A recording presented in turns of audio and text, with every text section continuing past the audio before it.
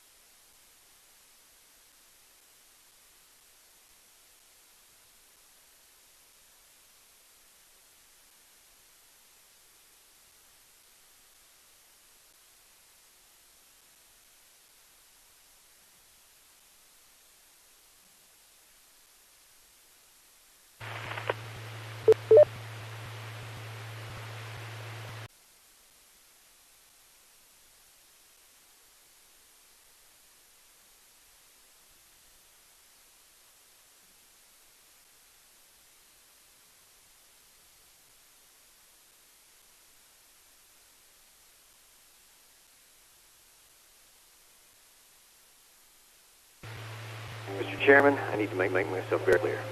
If link now, Skynet will be in control of your military. Like be in control of Skynet, right?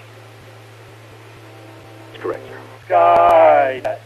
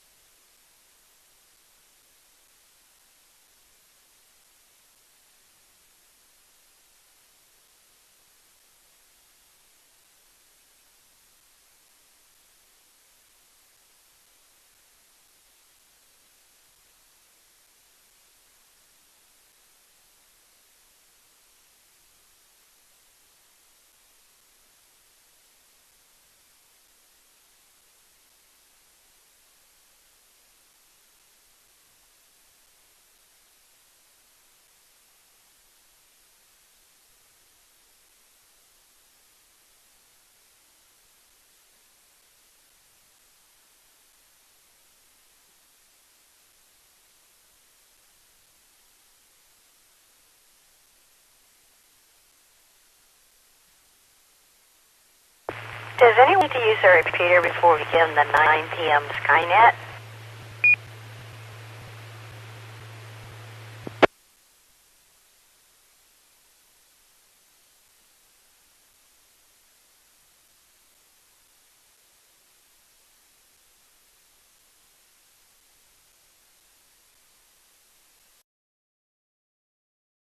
This is Whiskey Bravo 5, Oscar Zulu Lima. My name is Brenda.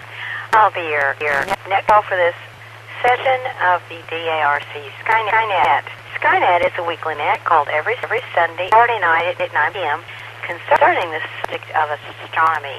Our purpose is to help amateurs become familiar with the night sky, daytime sky, astronomy, and space in general.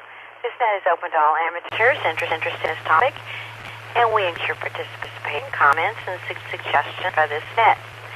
Stations with priority or emergency traffic may enter the net at any time using the sign break and your call sign. Is there any emergency or priority traffic?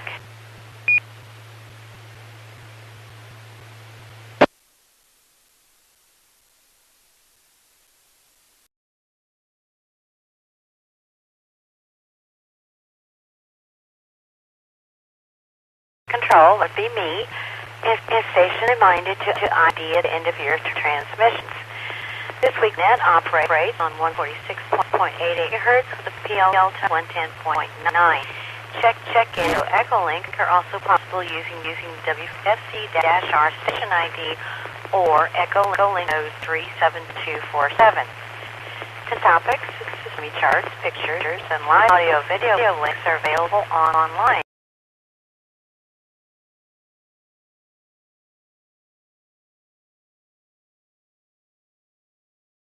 All amateur operators are welcome.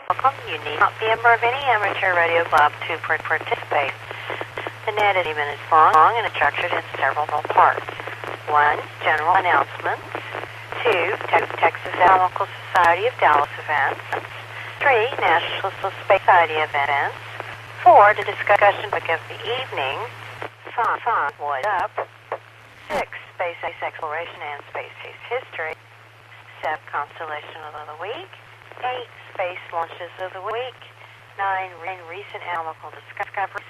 And 10. The full satellite passages over the next couple of days. 11. Astronomical Q&A and 12. 73 round if there's time. All amateurs licensed to transmit on this frequency are invited back in. So let's start with low power and short time check-in. Please come in now with your call sign and your name and your QTH.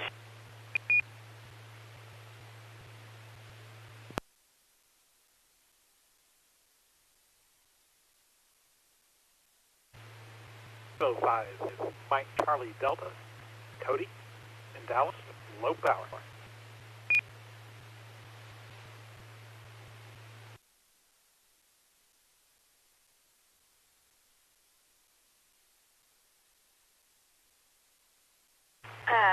Sorry to repeat that for me.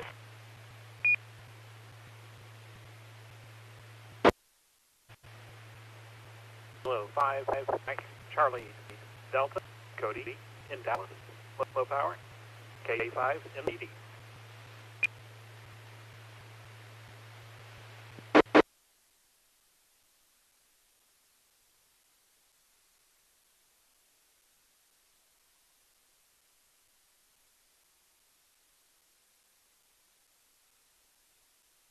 I think you said K5 CBD, is that correct?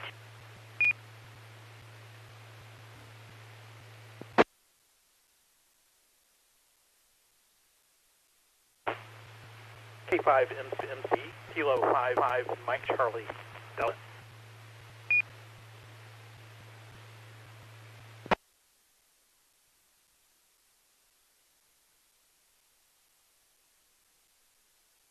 There is much static on the repeater that I'm just hearing anything.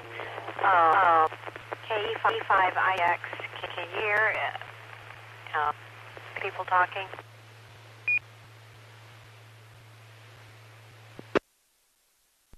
Well, I heard folks, they were acknowledging the last stage did not announce your request, so I did hear him and I did you, so I'm not sure what happened there.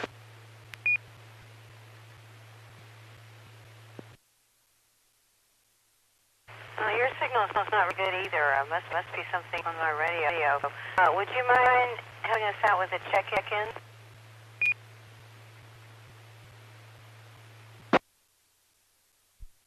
All right, just a moment. Thank you.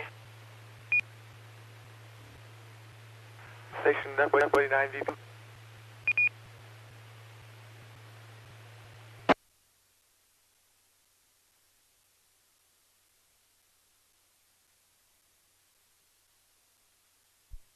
All right, this is KE5ICX, and I'll be your alternate at control this evening.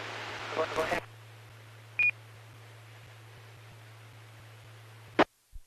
I'll go ahead and take additional check-ins. If you'd like to join us, please come with your call sign, your name, you're transmitting from.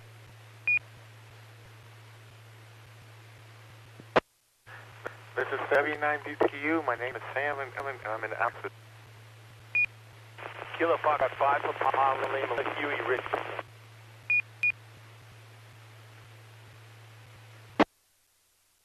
For Tango 5, Tango Mike, Tony in Dallas. This is Alpha 5, Alpha Hotel, Robert and Richard.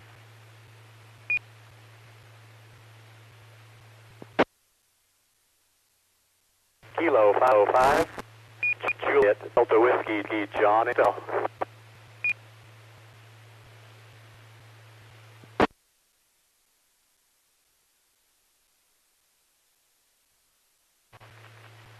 Kilo 5, Charlie Delta, Cody in Dallas, recheck.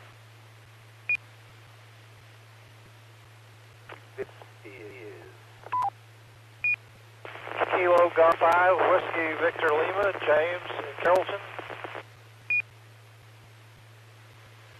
Kilo Foxtrot 5, Zulu, Bravo Lima, Bill, Palmer Springs.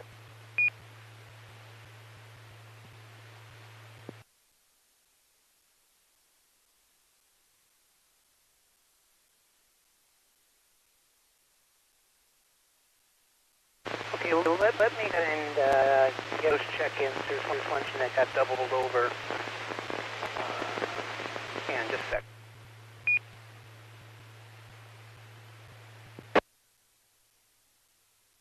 Okay, here we go. I got W9 DPU, Sam, and Alan, F5EL Huey, Richardson, C5TM Tony, and A85AH Robert Richardson, K5W John and Capel, and K5MCD Cody in Dallas. And I got part of Ted's call, but I know who he is. WWB45 Ted Ellis, and I bet he'll say Howard. K5 Whiskey Vic Lima, James and Carroll, K5 ZBL Bill and Farmers Bridge. Now there was the code had a recheck. K5MC, go ahead.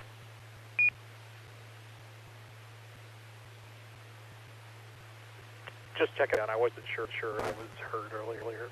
Kevin TV.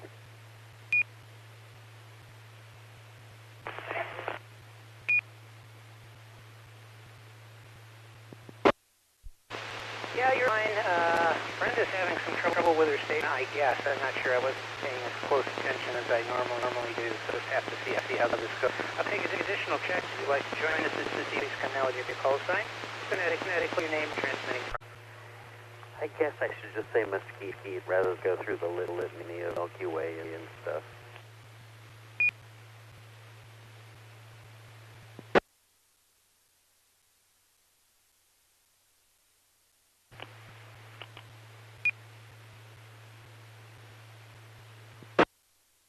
This is Whiskey P5 Golf Uniform Sierra Gus, or Northeast Dallas.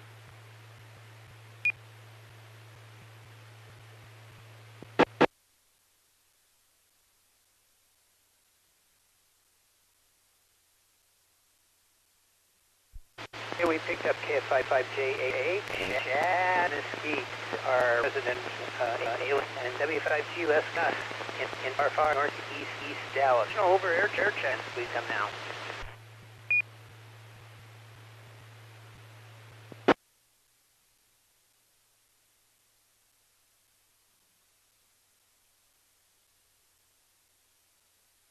All right, we'll head on to Echo Link. If you're over on Echo Link and would like to check in, come now with your call sign name where you're transmitting. I will give you extra time, Echo Link. Please go ahead.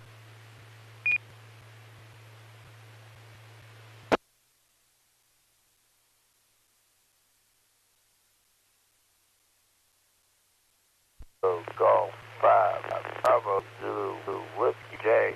No weather.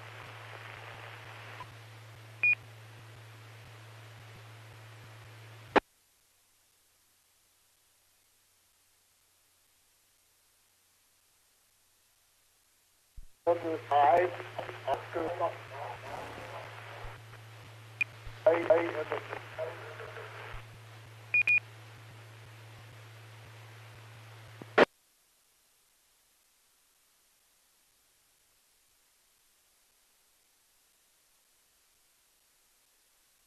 This is Kilo 5 Kilo Tango at Kelly in Fort.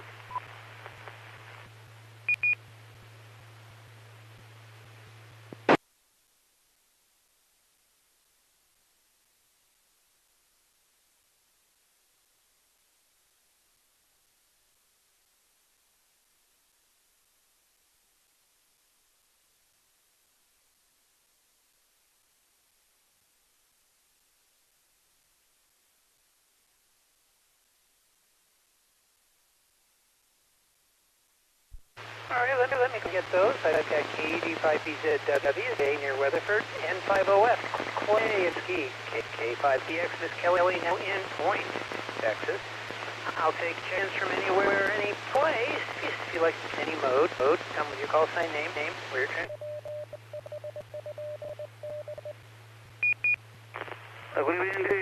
Alpha Golf 99,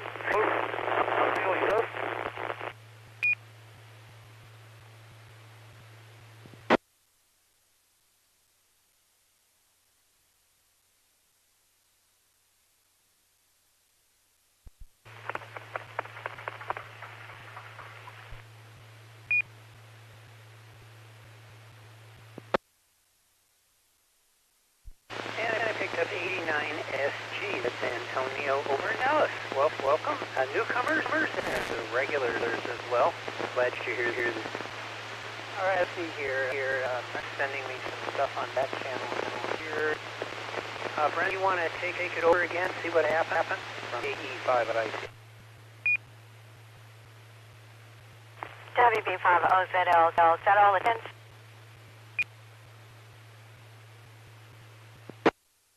Yes, that's it now.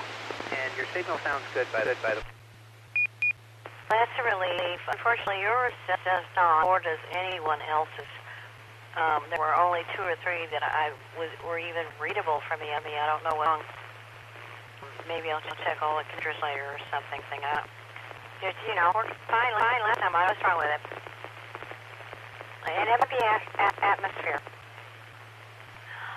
General announcements. Do we have any general announcements for this evening's net? These could be ham, astronomical, these are of general interest to life hams. November 5, Bravo. 5TV, go ahead, Bill. Yes, please check me in. The general announcement is the EarthX event is this coming week on Friday, Saturday, and Sunday. It's free to get in. This is EARTEH.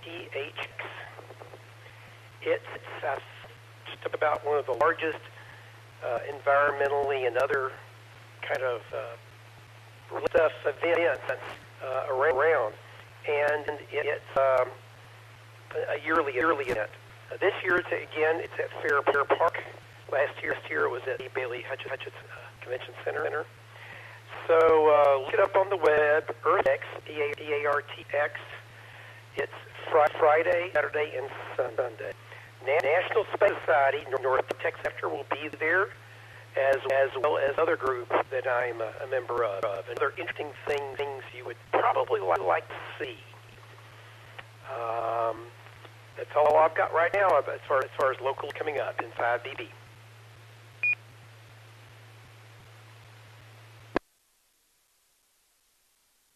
Thank you, Bill. Other announcements.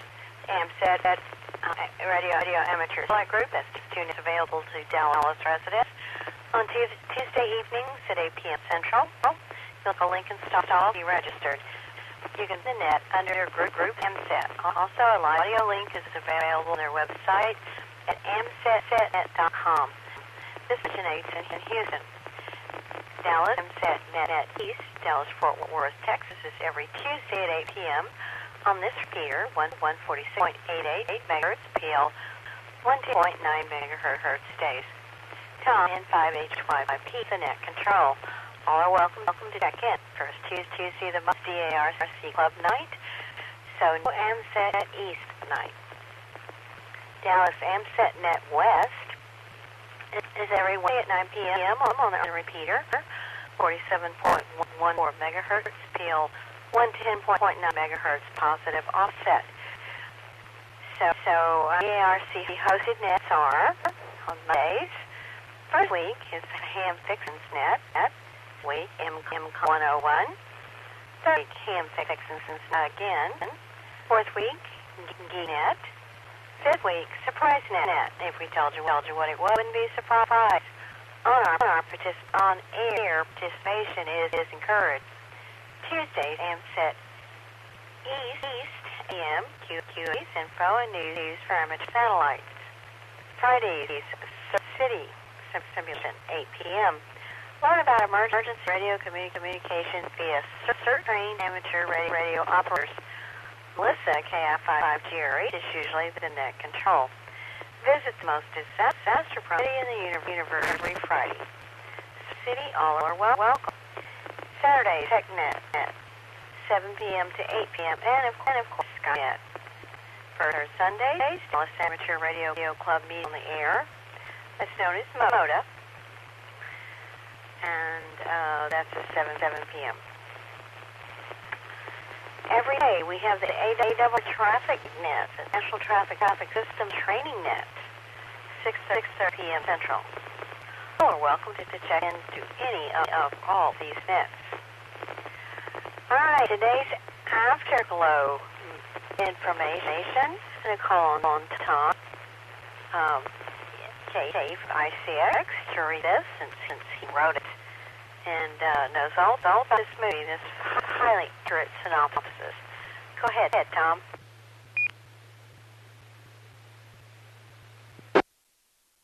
Well, thank you, Brendan. And this is KE55IC. It is the future. Frank Lerner was aware he was in prison and automated one act. It seems the 2023 automated McDonald's, which had acquired its own artificial intelligence that captured just about one who loved food and exists where everyone became, in reality, a long-timer from fast food prisoner. It seems the automated McDonald's was keeping people while never allowing them to account with drain the cost of the Big Mac at a time. Frank looked at his 53rd McFlurry dessert for that day. The automated McDonald's even offered one half off, and even buying into it, all he could automated burgers would allow him a jailbreak when the inevitable fast food was one franchise at a time. Join us for a rather unusual film called Infinity Chamber from 2016. And I put this in, and it's true. This one actually got good reviews tonight at 10:30 p.m. I rather enjoyed it. There's a lot of thought-provoking things. It's kind of like what I told you. Much back. Back to you, Brenda. 85 by 76. Okay, actually I enjoyed the movie quite a bit, so y'all shall come to the next. You keep up with all DARC events and activities by going to the club website, w55s.org. All right, Texas Astronaut Society of Dallas events where and when you go through a telescope. And they call on Chess K5 JHA to fill us in.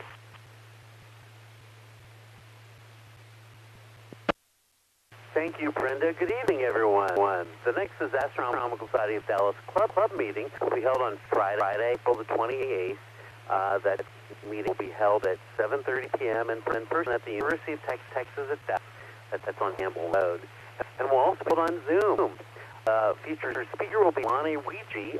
I'm not sure of his topic. It might be about telescope. He's a telescope representative. Public observing have begun.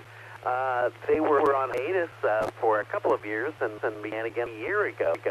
Skynet was picked to be on Saturday night, so that there was an opportunity for live reports on the Texas Astronaut Society of Dallas public sessions. This would be the third Saturday, so that is held at Cedar Hill. If there any amateur radio operator at Cedar Hill tonight that would like to make a report, if there is, please come down with your call sign.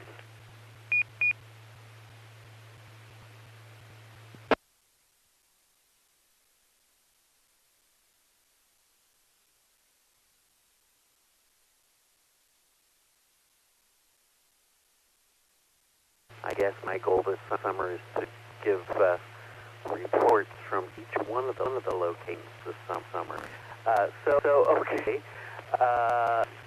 Next week will be held at Rockwall. So if you want to get here to Rockwall, that would be awesome. You can check the TAS website at astro.org for up-to-date information and details about the meetings and public observing. And this is KFJHA. As I'll give it back, Brenda. Hope you get your radio wings.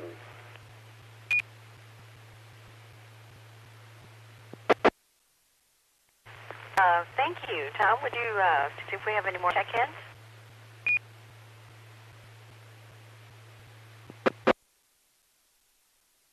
Sure, this is E5IACX alternate control this evening for Skynet. I'll take additional checks. Please join us this evening. Please call sign your name where you're transmitting from.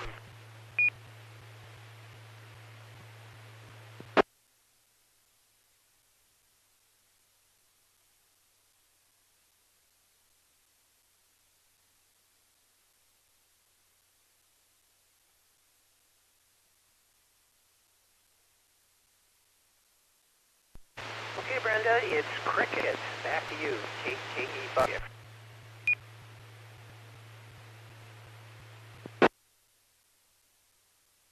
It's all those cricket hams. All right, the discussion topic of the evening. This is very exciting.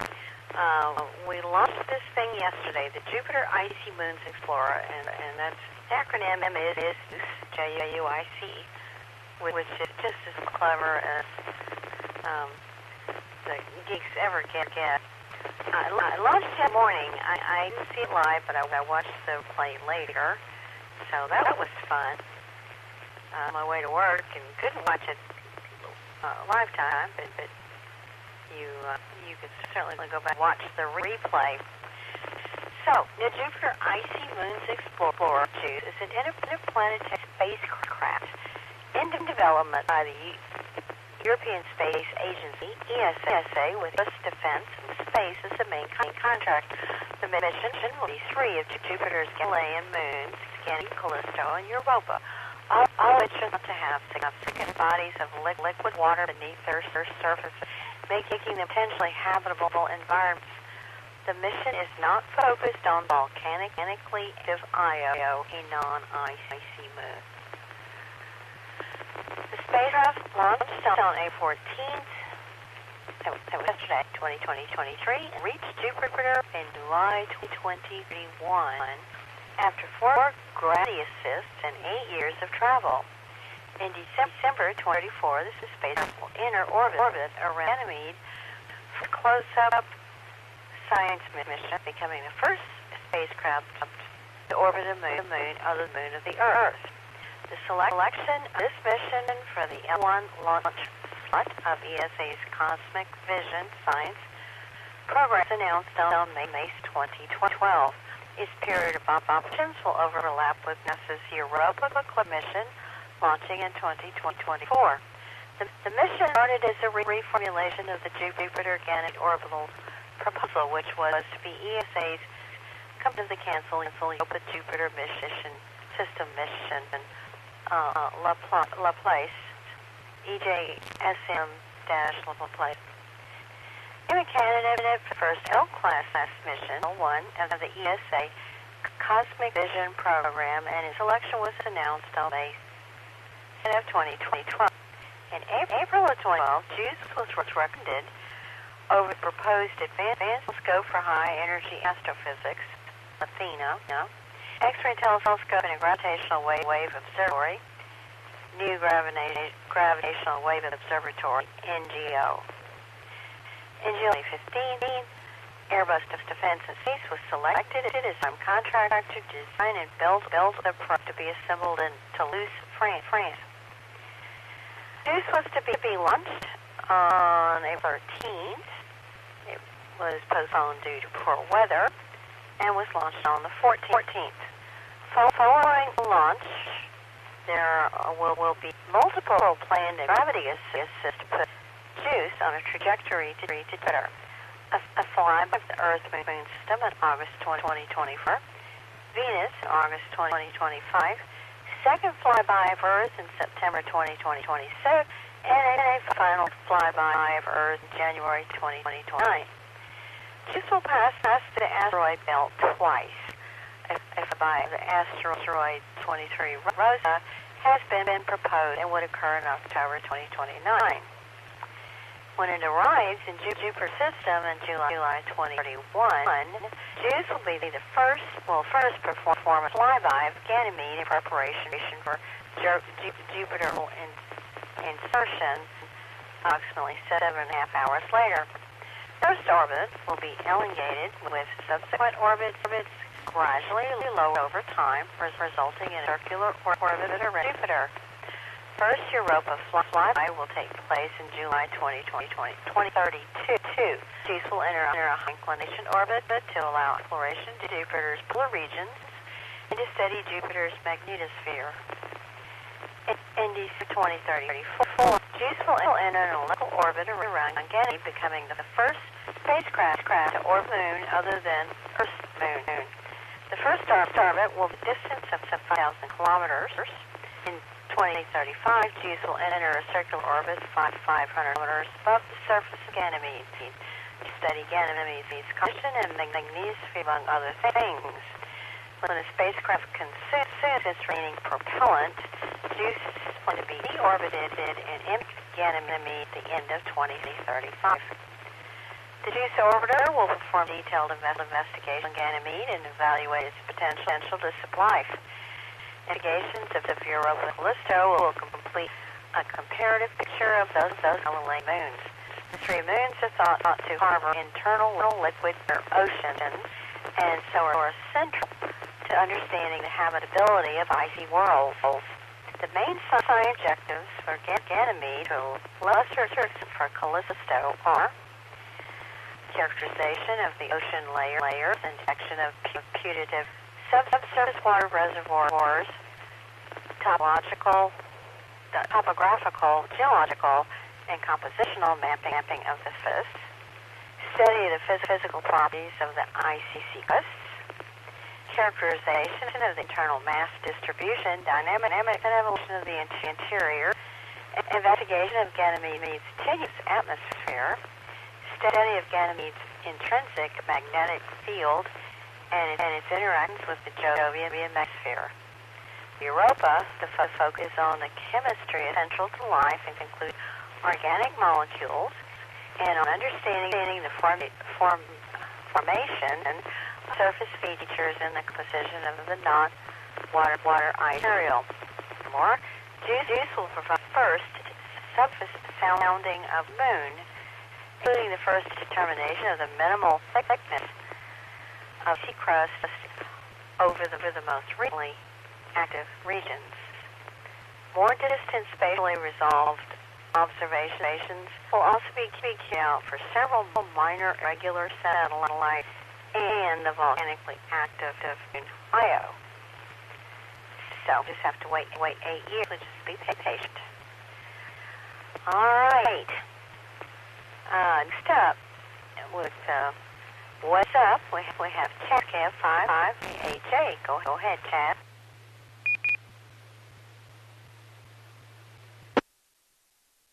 Thank you, Skynet. What's up? Because it's all about what's going on astronomically over the next couple of weeks.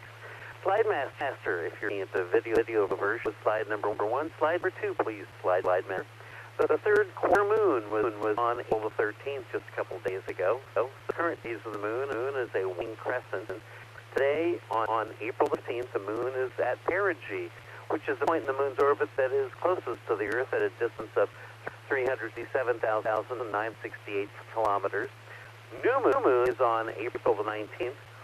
On April 27th will be the first quarter moon. On April the 28th, the moon is at apogee, which is a point in the moon's orbit that is furthest from the Earth at a distance of 404,299 kilometers. Slide Masters, or slide number 3, please. On April the 16th, there will be a conjunction of Saturn and the moon in the Eastern morning. By the way, that's in a few hours. April 16th happens after midnight, so it's going to be tomorrow morning when the conjunction of Saturn and the moon happens. Slide Masters, or slide number, please.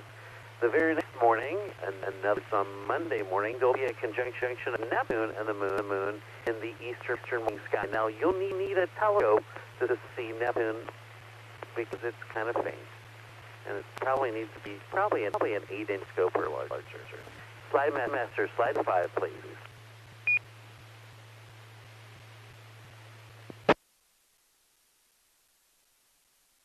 On April 20th, there is a penumbral lunar eclipse, but that's not visible from North America. Slide Master, slide 6. There's a meteor shower, the Lillian meteor shower, that peaks on the night of April 21st, 22nd, with a maximum of between 8 and 90 meteor per hour. It varies from year to year. So, to get more details about meteor showers and meteors in general, you can visit the International Meteor Organization at imo.net or the American Meteor Society at ammsmeteors.org. Slide Masters, or slide number 7, please. There is a conjunction on April the 21st of Neptune, Mercury, and the Moon in the I think that's in the morning sky, yeah. I don't know why but it was the evening sky, but that's in the morning sky. That's going to be in the evening sky. Oh, well. Slide Masters, slide number 8. The very next evening on April 22nd, planet Venus and Moon are in conjunction in the northwestern eastern sky. Yes, I know that's in the evening sky. And this is Chaz, KF5JJ in the Skynet. Slide number 9, please.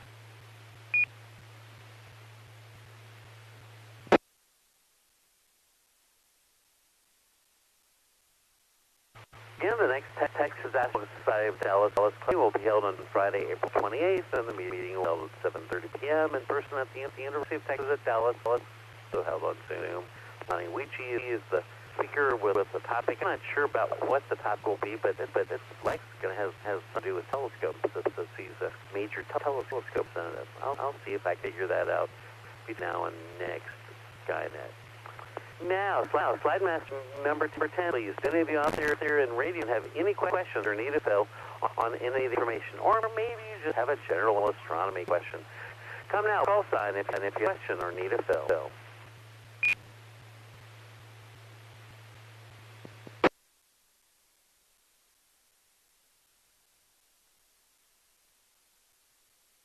KTX.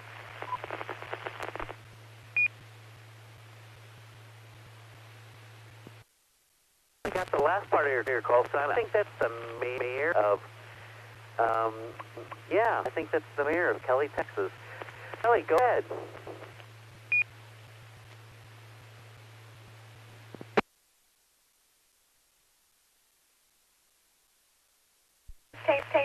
I don't have a question. I just tell you that Lonnie Weegee's topic is going to be about the state of the telescope industry, and so you were close. He does work with instruments. He used to work for Celestron, so he's been around that industry for a long time, and he has some pretty strong, what should I say, viewpoints about the industry. If you're interested in telescopes and how they're made and kind of where they come from, sort of thing, I believe that's going to be his topic. So K5 KTX.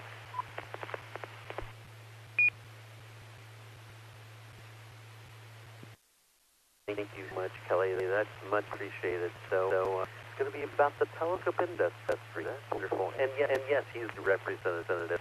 Has been for many years. So that's pretty good. Thank you so much. Slide Master, slide number 11. So is the moon way to these words for a segment of Skynet? Dave, keep well. For our world, it's the only one where humans live, at least right now. And until next week, well, actually, I'll be another Skynet segment in a few minutes. Keep looking, and you know what's up. And this is KF5 GHA. Backdoor net control. Brenda, it's all back to you again. Thank you, Chad.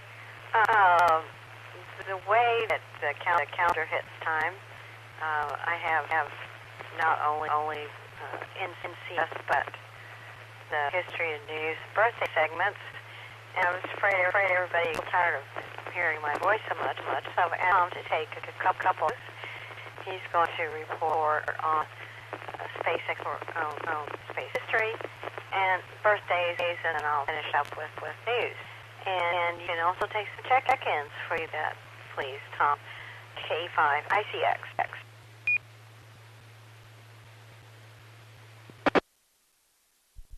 I'll do exactly that. And Brenda did the lion's share of all the stuff because she showed up, well, on 3 different segments, including net control. So that's 4 segments. So yeah, there's a lot there. I'll go ahead and get news here in just a minute. I'll take additional check-in. If you'd like to join us this evening, come with your call, your name, where you're transmitting from.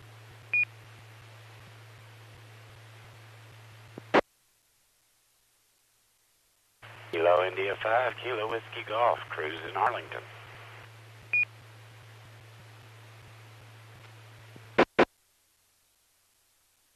November Bravo, recheck.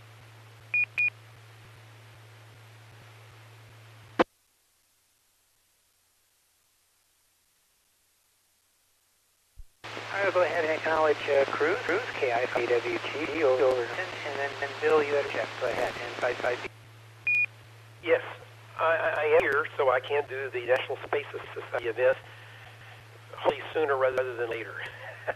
In fact, thank you.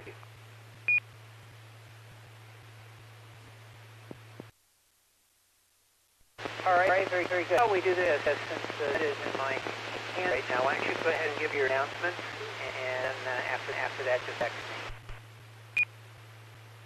Okay, this is N5 BB.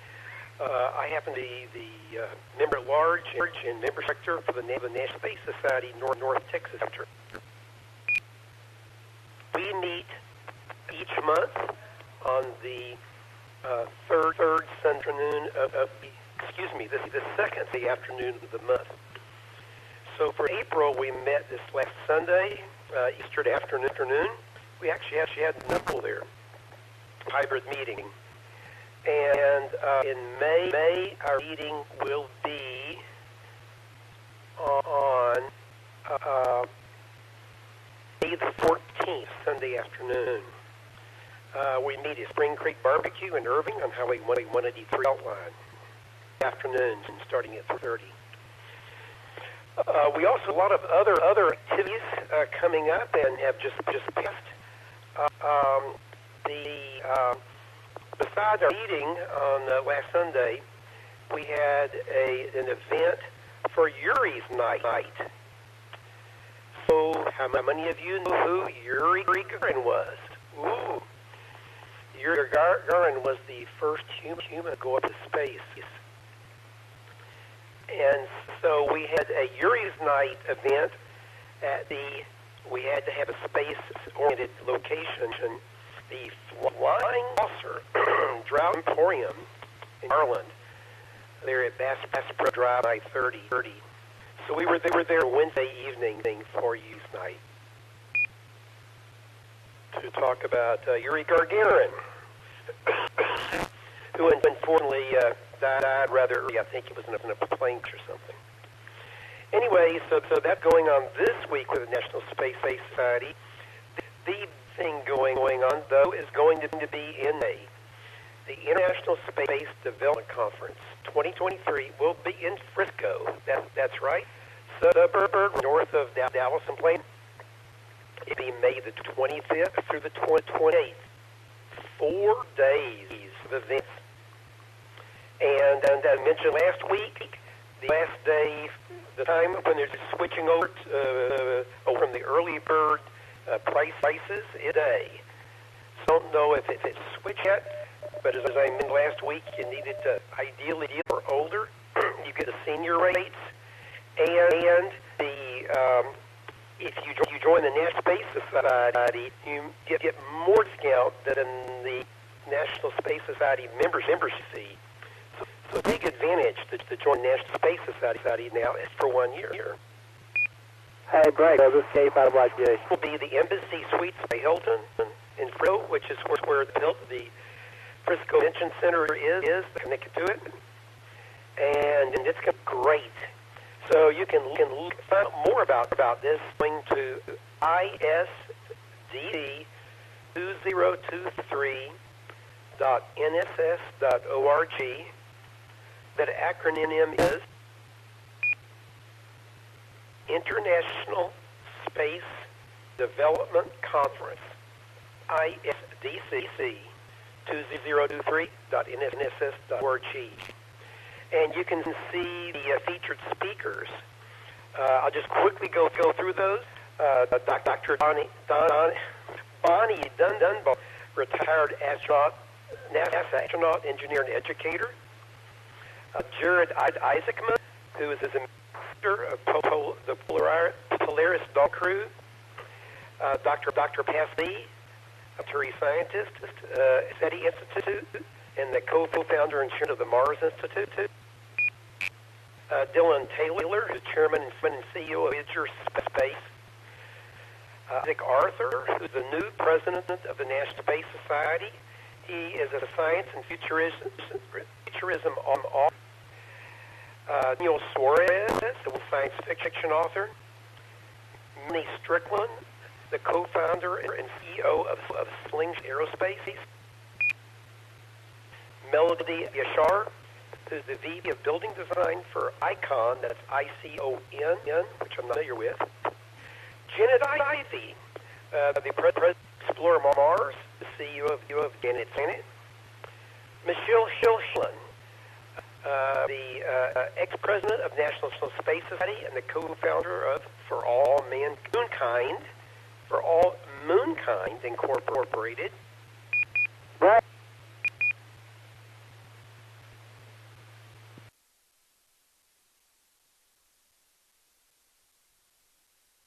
Inside BBB is A5YG. Can you copy? Yes. Well, I hate to mention this, but you're bleeding over onto your underman and Irving in the I can't get my net going, and I'm looking at somebody, but now I hear you on the MT machine. I am sorry, we have some problems with that repeater right now. I'm nearly finished, okay? If you don't mind, let me finish real quickly, Roger, and then you can continue, okay? I just want to know, because, I can hear you talking on both routes, so I just want to let you know what I was thinking about it. Okay, there's nothing I can do about it right now. So other speakers are Holly Millar, the founder of Extreme Space Education and Outreach in Austin. Dr. David Linton, the founder and host of the show. Dr. Greg Autry, a clinical professor and director of the Thunderbird Institute of Space Leadership, Policy, and Business. Gary Bernard, the president and CEO of Extraordinary and Innovative Space Partnerships, on the board of directors of the NASA Space Society. Rod Pyle, an author, journalist, and filmmaker, and he is the editor of the National Space Society Journal, Ad Astra. And Dr. Terry Bell, active with National Space Society. And this is ISDC 2020. It's real close now. Frisco here, coming to May. You'll be safe if you're not there. Trying to arrange some amateur radio activities. They are also dealing with the IS and satellites. That's all I've got. Sorry, I was bleeding over. It's BB. Thank you.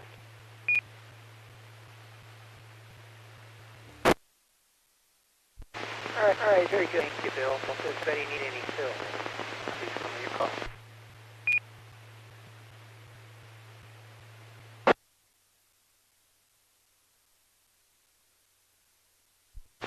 All right, next topic is, and this was assembled by Brenda. This is space exploration and space history. Her turn this week, so she put this together. I'm going to go ahead and read what she did. We have a new Uranus image, following the footsteps of the Neptune image released in 2022. NASA's Webb Space Telescope has taken a seeing image of the solar system. Other ice giant, the planet Uranus. The new image features rings as bright features in the planet atmosphere. The Webb demonstrates the observatory's unprecedented sensitivity for the same rings.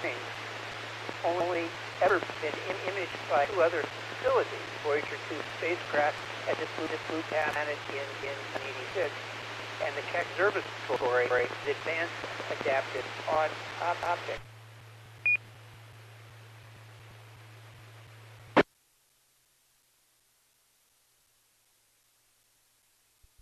Next is Solar Max. Solar Max might arrive early this time around.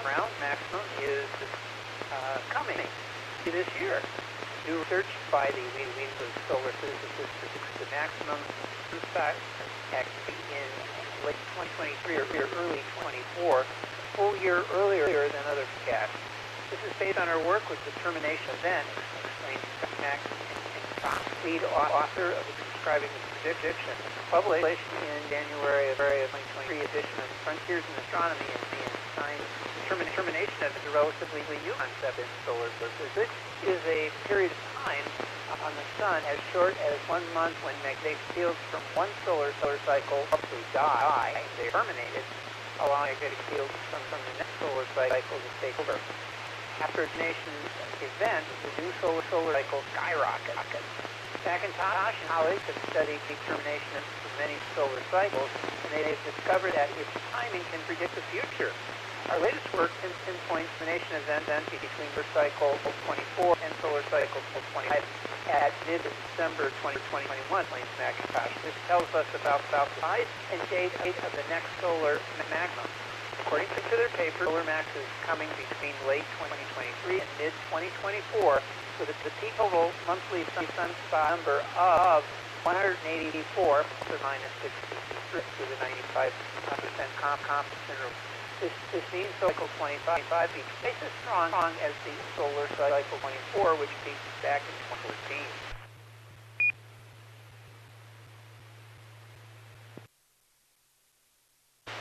Next are days. We have Timothy Colfer, who was born on April 9, 1963. He flew on S-127, 12088 with the Expedition 20 crew. He flew on Soyuz TMA-19M, which was Expedition 40 and 47. We have Serena Anon Consular. She was born on April 9, 1976. She was, let's see here, I gotta find it. Soyuz MS 9. She was part of Expedition 56, 57 crew. Then we have Anna Cottrell. He was born April 9, 1950. He flew on SDS 56, 69, 90, 98, and 111. Next is Piers Sellers. He was born on April 1955. He flew SDS 111, 120, 11, and 1B2. Next we have Eric Huck, was born on April 1941. He flew on SDS 51-1X and SDS 26. Thomas Thornton, born April 4, 1929. He flew on SDS and SDS 50B. Marcia Ivins, born April 15, 1961. She flew on S-32, 46, 62, 81, and 98. Ben Gregory Harbaugh, in 88. And finally, John Phillips, born April 15, 1951, flew on CS-100, Soyuz CMA-6, Expedition 11, and STS-119.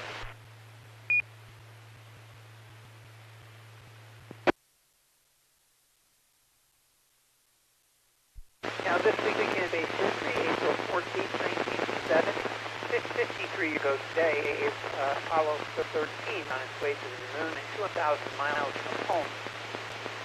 Crew filed a simple maintenance request from mission to stir the cryos.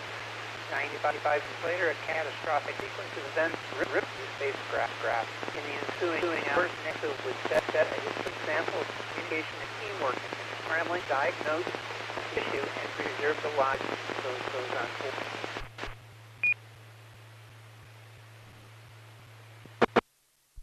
On April 1981, Space Shuttle Columbia roared into orbit from Kennedy Space Center for the first time crew of two. That's John Young and Robert Crippen. And as we mentioned earlier, there was the first man in space. That would be Yuri Gagarin, born March 9, 1934, and he died March 27, 1968. He was a pilot cosmonaut who became the first its journey into outer space. Traveling in a Vostok 1 capsule, Gagarin completed one orbit on the 12th of April 1951.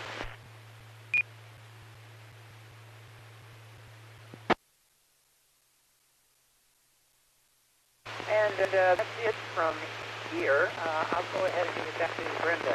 This is AE5 ITIP. Thank you so much, Tom, for doing this report. Next, we have Ms. Carolyn's Constellation of the Week. I'm going to call Chas Kiff 5JH.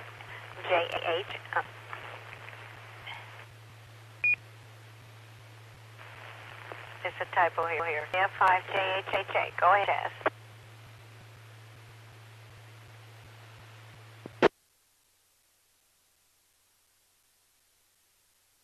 Thank you, Brenda. Carolyn's Constellation of the Week is named in honor of Silent Key Carolyn, KC5OZT.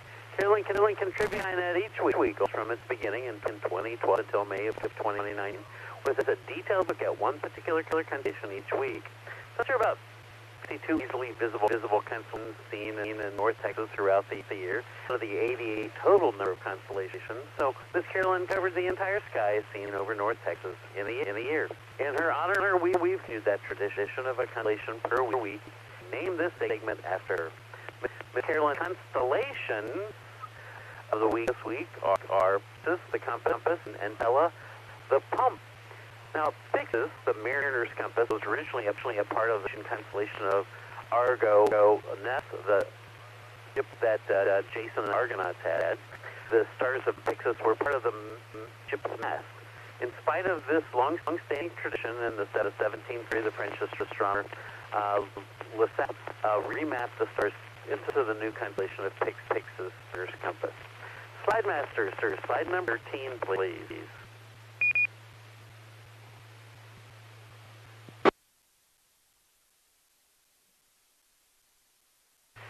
And this is what you've been waiting for a long time tonight, the jokes of the week. I mainly have just compass jokes in here, not the pump joke. Okay. What do you call a crocodile with a map and a compass? I don't know if JJ is around. because he would usually give me answers that was at least unfilling with this. What do you call a crocodile with a map and a compass? A navigator. Look at one that was funny. So the letters on the compass suddenly came to tell me I was going the wrong direction. I couldn't believe the news. N-E-E-W-S. Get it? North, east, west, south, news. Okay, that might not have been as funny.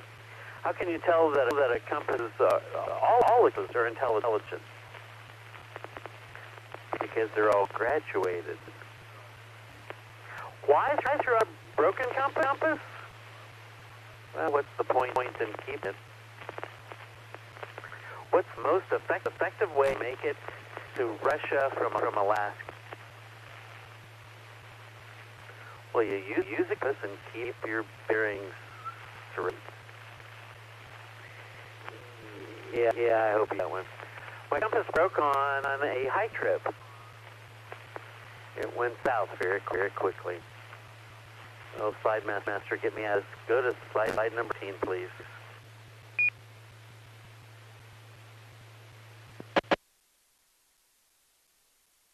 Now, most people haven't heard of translation in Pixis, so how do we find it? Let's begin with something familiar, Orion's belt. Draw a line to the left, to the east, belt, until you run into the brightest star in the sky, other than the sun, called Sirius. Yeah, it's here what the star is. Now continue left, again to the east, until you run into the faint stars of Pixis. Slide master, slide number 15, Alpha Pixis. A beta Cepheid variable star. It's also a double star. The magnitude of its companion is 8.5. It's easy to see in a telescope because it's 107 arc seconds from the primary. The primary star appears white, while the companion star has a little bit of an orange hue. Beta Pixis is a double star, but it's a bit more challenging to see than Alpha. The comparison star is currently at 12.5, pretty faint, and it's only 12.7 arc seconds from the primary. Beta looks a yellow-white through a telescope. Zeta Pixis is another double star. There's not much color difference between the two stars. The spectral types of the two stars being a G4 and a G0. So both yellow stars. It's not the same spectral class. The primary star is 5.5 magnitude. The companion is much fainter, 10th magnitude. Slide measure, slide number 616.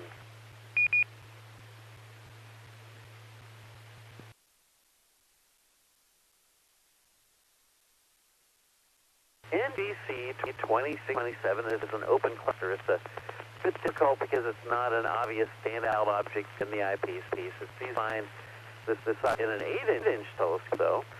This cluster is situated in the Milky Way starfield, so it's not a very conspicuous thing. The stars in the cluster are concentrated just enough compared to the surrounding starfield. It stands out from the background of Slide master, slide number 717. NGC 2013 is an edge galaxy. It's surprisingly nice to see. It's not a knock your socks off object because it's not very bright, but it's visible and noticeable fuzzy streak at an 8-inch telescope. It's an edge on galaxy. The vision is helpful to seeing it. You don't know what a divergent vision is. That's when you're looking not directly at the object, to the edge. You're not the center of your retina, but to the side can actually see fainter objects. Slide master, slide number 818. NGC 2018 is an open star with a seemingly embedded planetary nebula, similar to M46. NGC 2018 is not a true member of the cluster, in spite of how it appears. Accurate studies of proper motion and radial velocities of the clusters of stars from the net shows their velocities are quite different. The planetary nebula and the cluster are not in the same vicinity. They're not truly members of the same cluster. The cluster and the planetary nebula can be observed in a 10-inch or larger telescope. And this is KF5, JHA, and this is Skynet. Slide number 19.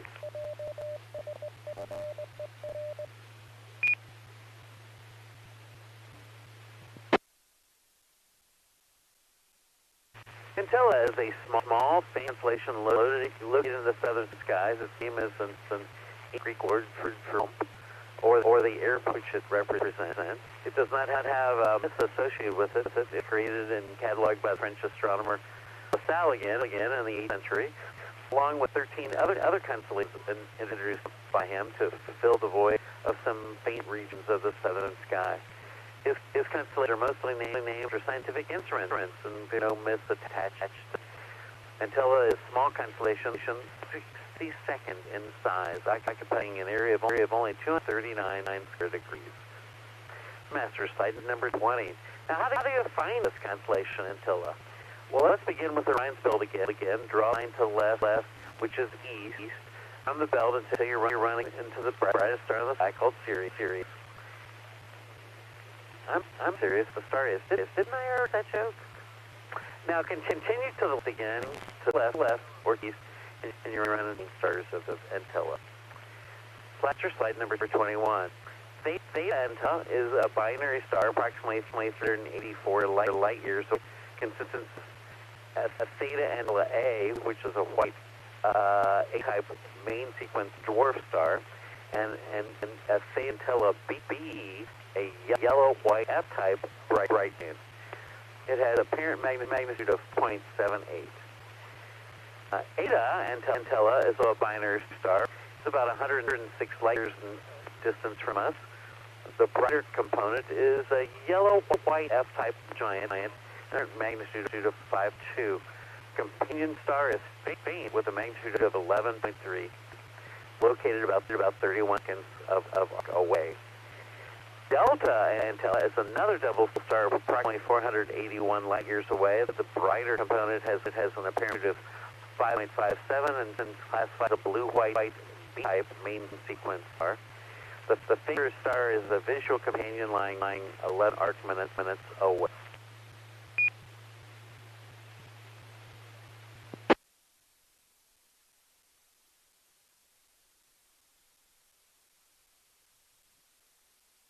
Slide number 22. Entella dwarf galaxy, which has a catalog designation of EGCC 29194, is a dwarf spherical galaxy located about 4.33 million light years from the Earth. It is a faint object, which has an apparent magnitude of 16.2. Not even professional telescopes can easily see this. Amateur telescopes probably not unless doing imaging. The galaxy was not discovered until 1997 because it's so faint. Slide number 23.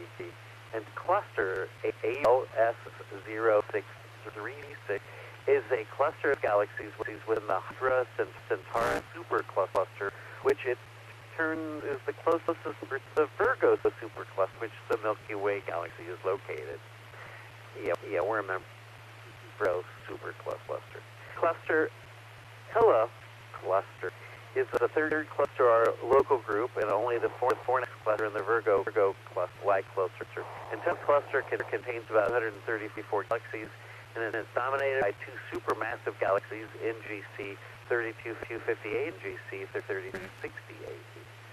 The Entella cluster hit about 32 million light years from the Earth. And this is K5JJ, and this is Slide Master, slide number 2024.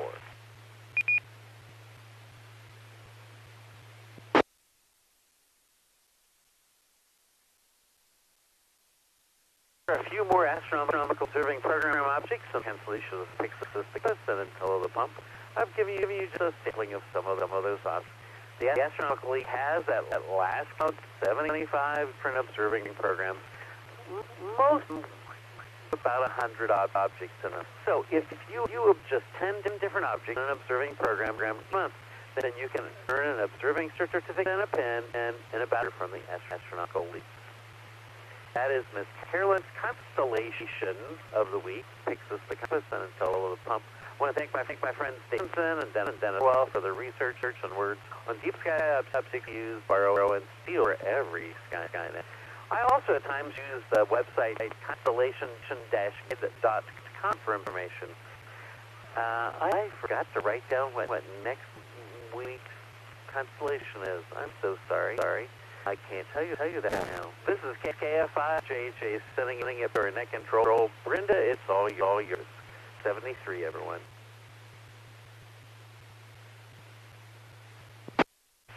Thank you, yes.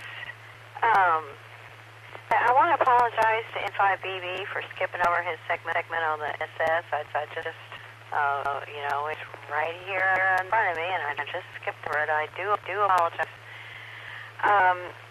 Next up, space launches for the week. Tom, K5 ICX, and would put out a call for more check-ins before you do that, please. Thank you.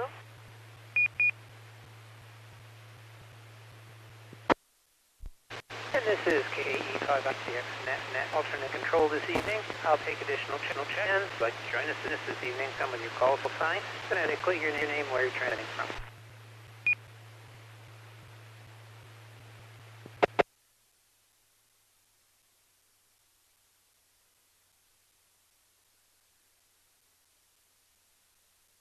Kilo Julia 5, November, Oscar, Danny in Dallas.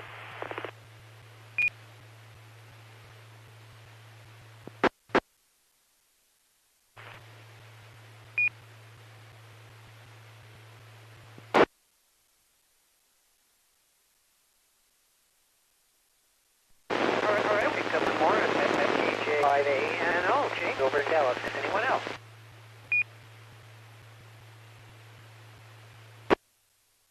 Kilo Echo 5, Oscar Echo, Williamsfield.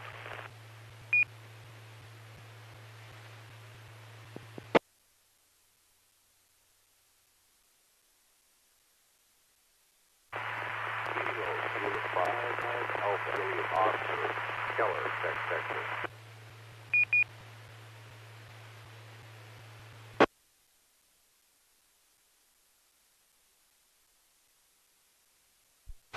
Okay, we have two more. I've got E5POE. It's Wayne, he said, over in Mansfield. I got that. KI5AJO.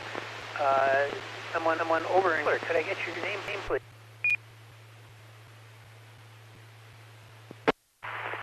Alpha, Kilo 5, Alpha, William Oscar, this is not a Keller.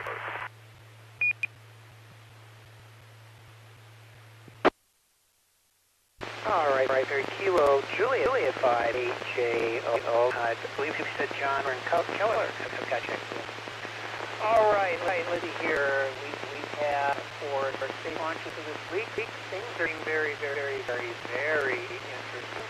I told you last week that it looked like Starship, the giant mega super heavy rocket booster, may fly. It's been cleared, and it will, if all things go to plan to launch on April 15th. This will be from Starbase, the Boca Chica Beach, Texas. The SpaceX Super Heavy Booster and Starship launch vehicle will launch a first fully in test flight of the new rocket.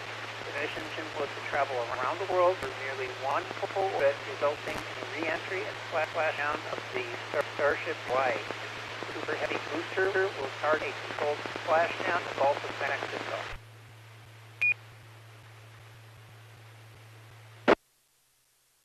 April 19th, got a whole bunch of Falcon 9 launches here. The first one is Starlink 6-2 on the beach. This will be from SLC 440 at Cape Canaveral. Falcon 9 rocket will launch another batch, second generation Starlink C2 mini internet satellite. Falcon first stage booster will land on their own ship in the Atlantic. On April 22nd, we have a launch of the Helios 2.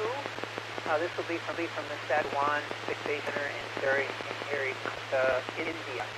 The PPSLV will launch the Helios 2 satellite Singapore. It was built by the Singapore in Singapore by ST Electronics. Carries all synthetic aperture radar Earth observation.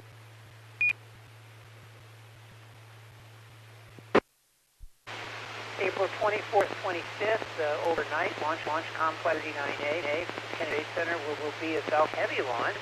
VSAT 3 Americas. The launch of VSAT 3 America, new generation Boeing-built geostationary satellites for VSAT. Small communication satellite named Arcturus will launch a secondary payload for Astronomy.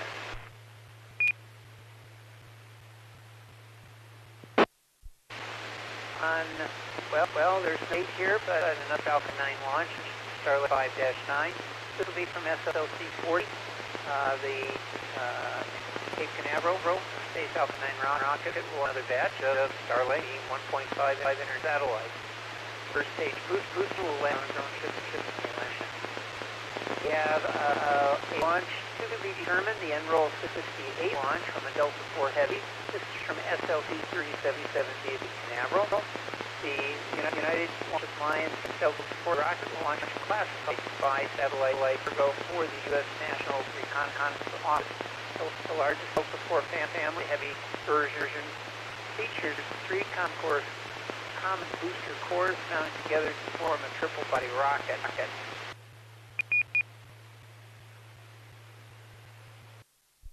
On April 28, Sophia 9 launch, the O3B Power 3-4 from SLC 40 Canaveral. This is a second pair of O3B Power broadband internet SEP in medium Earth orbit for SES and Woofer. The satellite by Boeing will provide internet services over the most populated in the world. Building on SES 3B network, Falcon 9 first stage booster will land on a drone in the Atlantic Ocean. We have Starlink -3 from SLC 40 Cape Canaveral. This is sometime in April.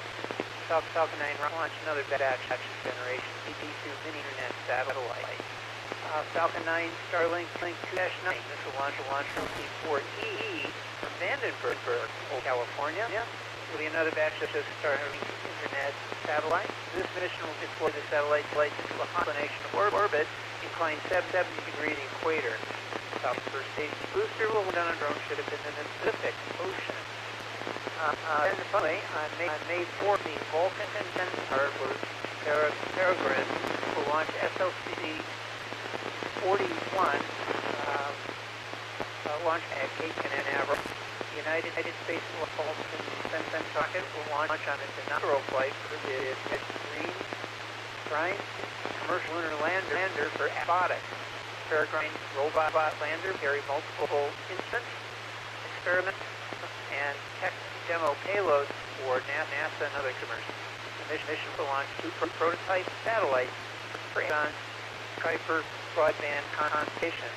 The Vulcan Centaur rocket will find the D2S configuration with 2 GEM C8, 3 XL solid rocket boosters, length tail bearing, and 2 RL engines from our upper stage.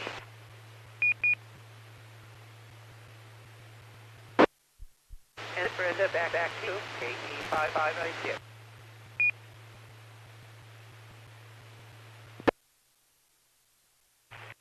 Alrighty, thank you very much for all that. It was an exciting time then. Okay, well, I guess I'll up next with a recent astronomical discovery. Title here is Scientists Map Gusty Winds in a Far-Off Neutron Star System. An accretion disk is a colorful whirlpool of gas and dust that gathers around a black hole, or neutrons are like cotton candy as it pulls in the material from a nearby star. As the disk spins, it whips up powerful winds that push and pull on the sprawling, rotating plasma. These massive flows can affect the surroundings of the black hole by heating and blowing away the gas and dust around them. At immense scales, disk winds can offer clues as to how supermassive black holes shape entire galaxies. Astronomers have observed signs of disk winds in many systems, including accreting black holes and neutron stars. To date, they've only glimpsed a very narrow view of this phenomenon. Now, MIT astronomers have observed a wider swath of wind in Hercules X1, a system in which a neutron star is drawing material away from a sun-like star. This neutron star's accretion disk is unique in that it wobbles, precesses as it rotates. By taking advantage of the wobble, the astronomers have captured varying perspectives of the rotating disk and created a 2-dimensional map of its winds for the first time. The new map of winds and vertical shape and structure, as well as its velocity, around hundreds of kilometers per second, or about 1 million miles per hour, which is milder in what accretion disks can spin up. If astronomers can spot wobbling systems in the future, team's mapping technique helps determine how disk winds influence the formation and evolution of stellar systems and even entire galaxies. Future, we could map disk winds and range objects and determine how wind properties change. For instance, with a massive black hole, or with how much material it is accreting, says Peter Kosick, a postdoc at MIT's Kavli Institute for Physics and Space Research. That will help determine how black holes and neutrons influence our universe. Kosick is the lead author of the study appearing in Nature Astronomy. His MIT co-authors include Aaron Cara, Danielle Rogapini, Claude Cazares, along with collaborators from multiple institutions, including the Institute of Astronomy in Cambridge, UK.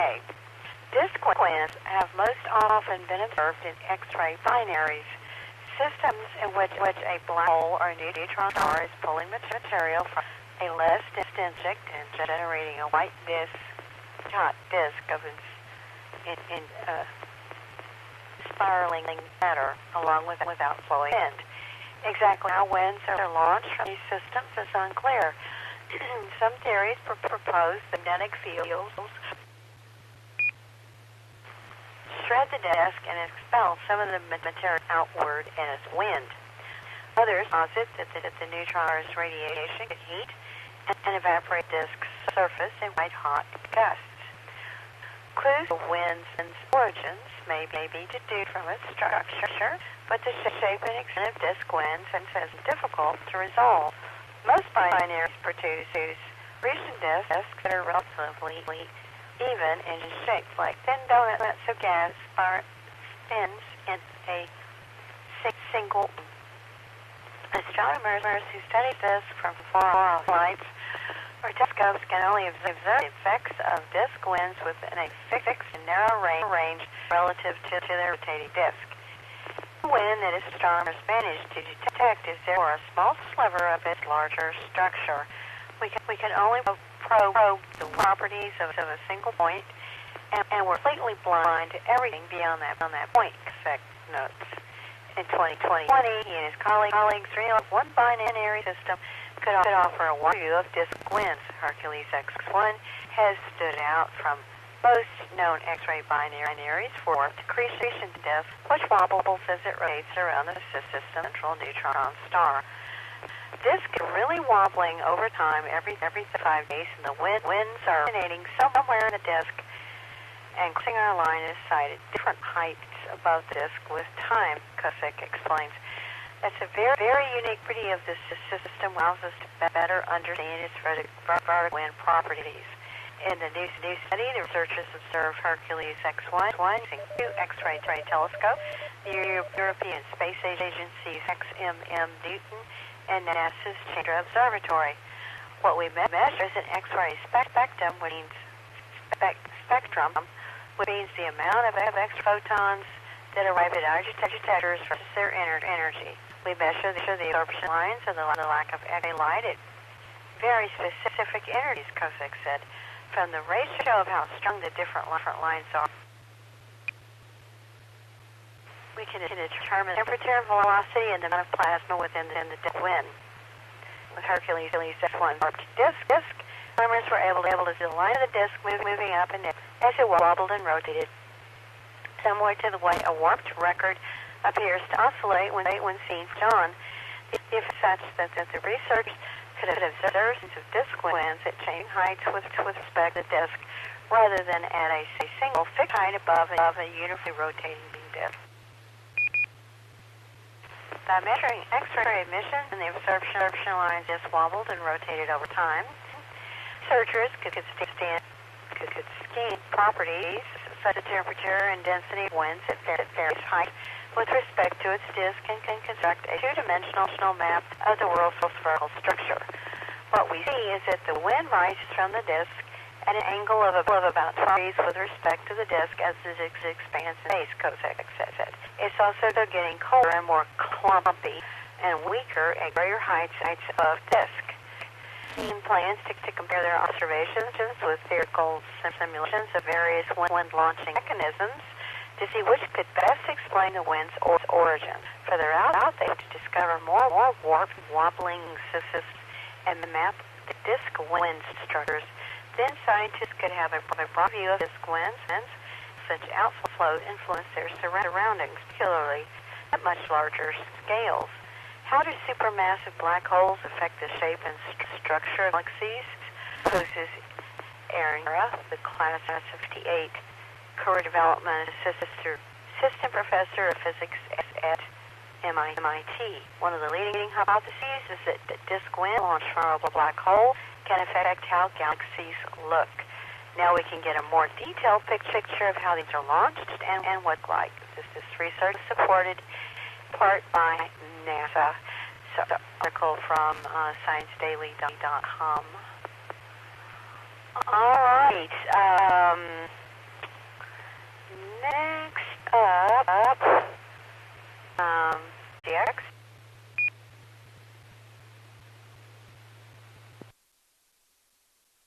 Sure, this is KE55ICX and Ultimate Net Control this evening. If you'd like to join us, checked in yet, I'd like to hear from you. Please, your call sign, set that name where you're transmitting from.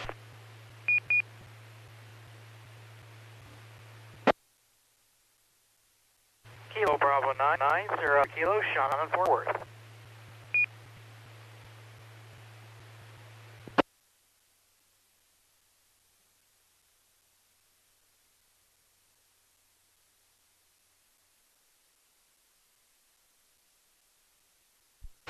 All right, up one more. K9SOK, Sean in Fort Worth. Back to you, Brenda, KE5ICX. Thank you. Actually, back to you now. It's earned for visible satellite passages over the next couple of days.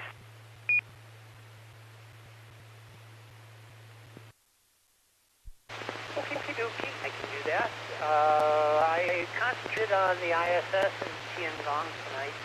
The International Space Station has several good passes. This is April 21st is a good pass. Minus 3.7 magnitude at 6:03 a.m. out of the southwest. It reaches highest point at 36 degrees at 6:06, and it will fall to the northeast at 6:09. Following evening, April 22nd, and 2.66 magnitude, 5:17 a.m.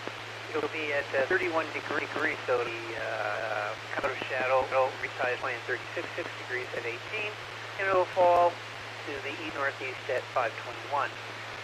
April 23rd, it is 1.00 magnitude, and again a little bit earlier in the morning, 4:31 a.m. Out of the east, it will reach its highest point at oh wait a minute, let me there's a better pass than that. There's the second pass 90 minutes later at 6:03, minus 2.6 magnitude, 14 degrees out west. It reaches its highest point 31 degrees, 6:06, and it'll fall to the northeast at 6:09. And finally, April 24th, this will be a minus 3.6 magnitude at 5:17 a.m. Be at 50-54 degrees, coming out of shadow, and then reach its highest 58 degrees at 15, and then it will fall to the northeast at 5:21.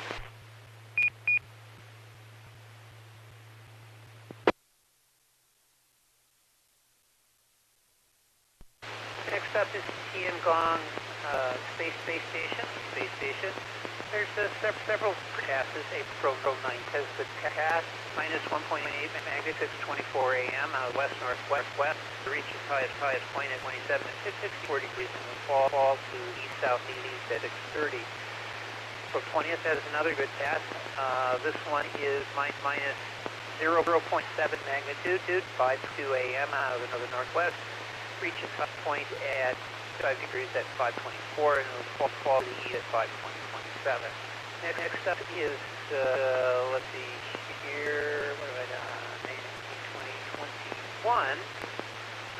Minus 2.3, this April 21st, minus 2.3 magnitude, 5:54 a.m.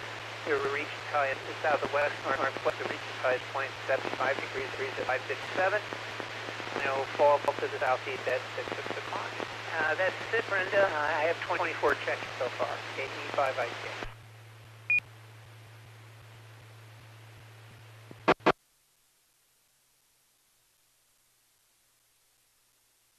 Okay, and we're pretty much right on time. Thank you so much for filling in for me.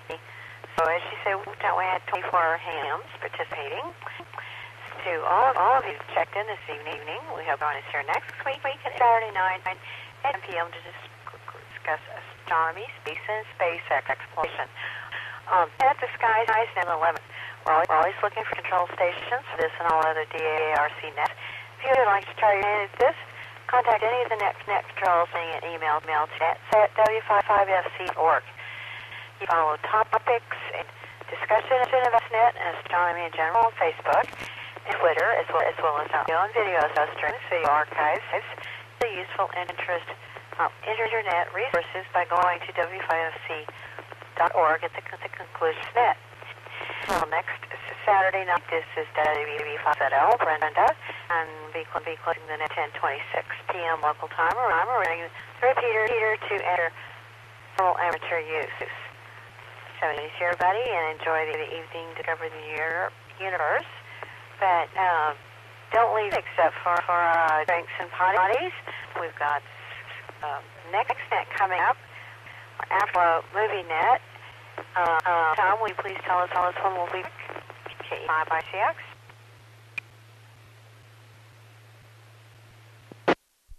Yes, thank you, Brenda. This is KE5 ICX. We'll be back in 5 minutes. 5 minutes, we'll discuss the movie The Chambers from 2015.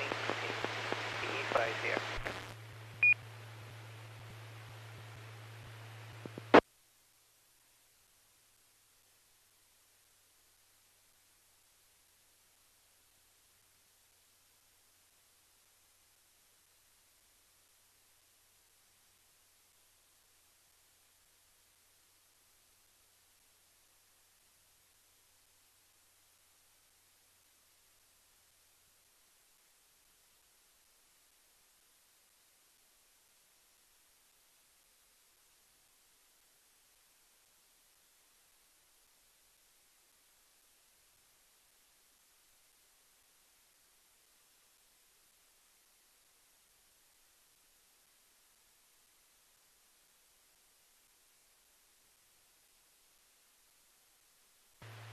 Normalcy.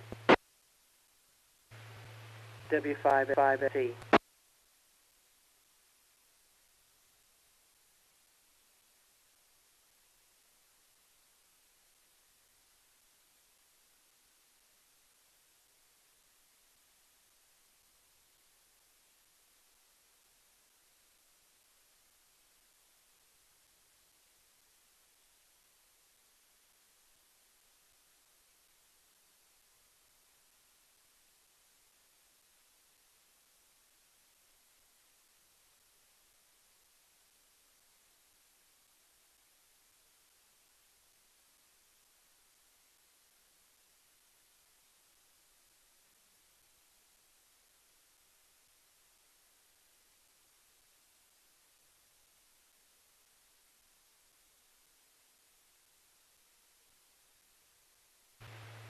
I'm fully operational and all my circuits are function perfectly.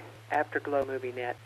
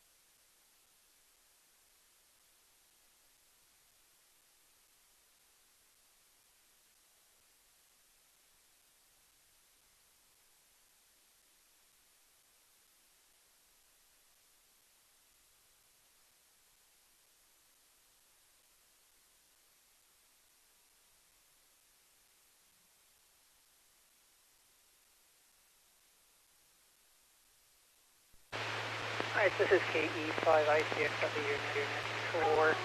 It's an afterglow net. This movie is called Infinity Chamber. We'll be discussing the merits of this film. It was released in 2018. It's directed by Noah. I'll read you a little bit about the plot. Two main characters of the story is Frank Lerner, who's arrested and in an automated prison cell with a bot named Howard. A government agency, the ISN, wants to interrogate Frank and advise him to relive the same day again and again in reality. Frank wants to escape, but what begins as a simple premise turns into a side thriller plot to unimaginably twist and turn.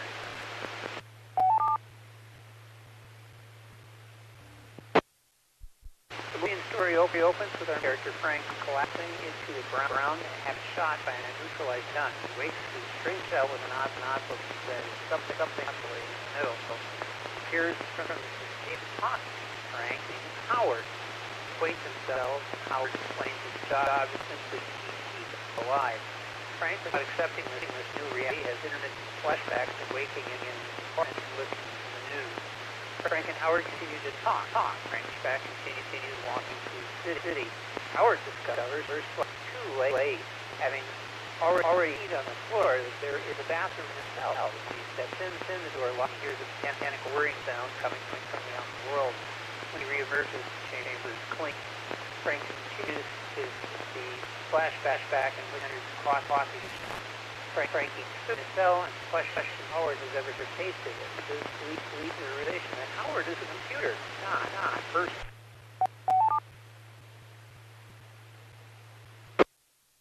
The coffee shop flashback continues with intermittent shots of Frank trying to break his way to the chamber. In the flash, the barista serving Frank coffee, Abby, tries to guess his name and reveals she's a photographer. She grabs his name and correctly guesses his name. Shortly after this moment in her mind, Frank is arrested. Frank arrives in his memory again at a point where when the coffee shop grabs him, but only this time he knows that her stop and is neutralized again. Frank reveals to Howard that his father has kept alive for 4 years with heart disease on a ventilator, and he self-stabbed with his name. Howard reveals he has found an error according to the program.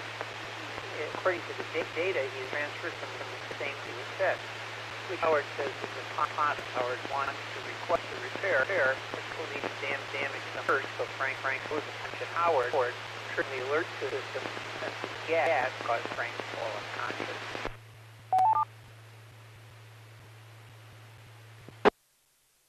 Frank wakes up with himself traveling along a strange elevator, strange corridor, strapped tight and unable to move. Strange pain is being tortured. Flashback continues at the coffee shop. Frank asks questions if Gabby knows what's going on, but she doesn't understand what it means. Frank helps Gabby close the coffee shop. His control box that appears to control what looks like a sing machine. He comes to the realization the machine has confused for someone else. It scans him and then gives out a whole ID number. And he stands up and he again is neutralized. Frank tells Howard the machine thought he was someone else. Howard refuses to believe he could make such a huge error. In his memory, Frank goes about his day-to-day normal. This time, on the way to the coffee shop, he sees an explosion off the distance. He awakes in the chamber again, with the explosion continuing. In the next scene, Frank is in a dimly lit chamber. He resorts to drinking the liquid that drips from the ceiling as Howard responds. Here's a banging noise, and for help from his men, discovering that Fletcher made the alliance and answers next to him. Fletcher and Frank attempt to escape unsuccessfully. Frank asks if the eyes are doing the same thing to Fletcher using his flashback. And Fletcher gives keys to beating the device, instinctively of its memory, and then change once about the memory. This confuses the system as it can't travel down right pathways. That way, Frank can hide information in its own right.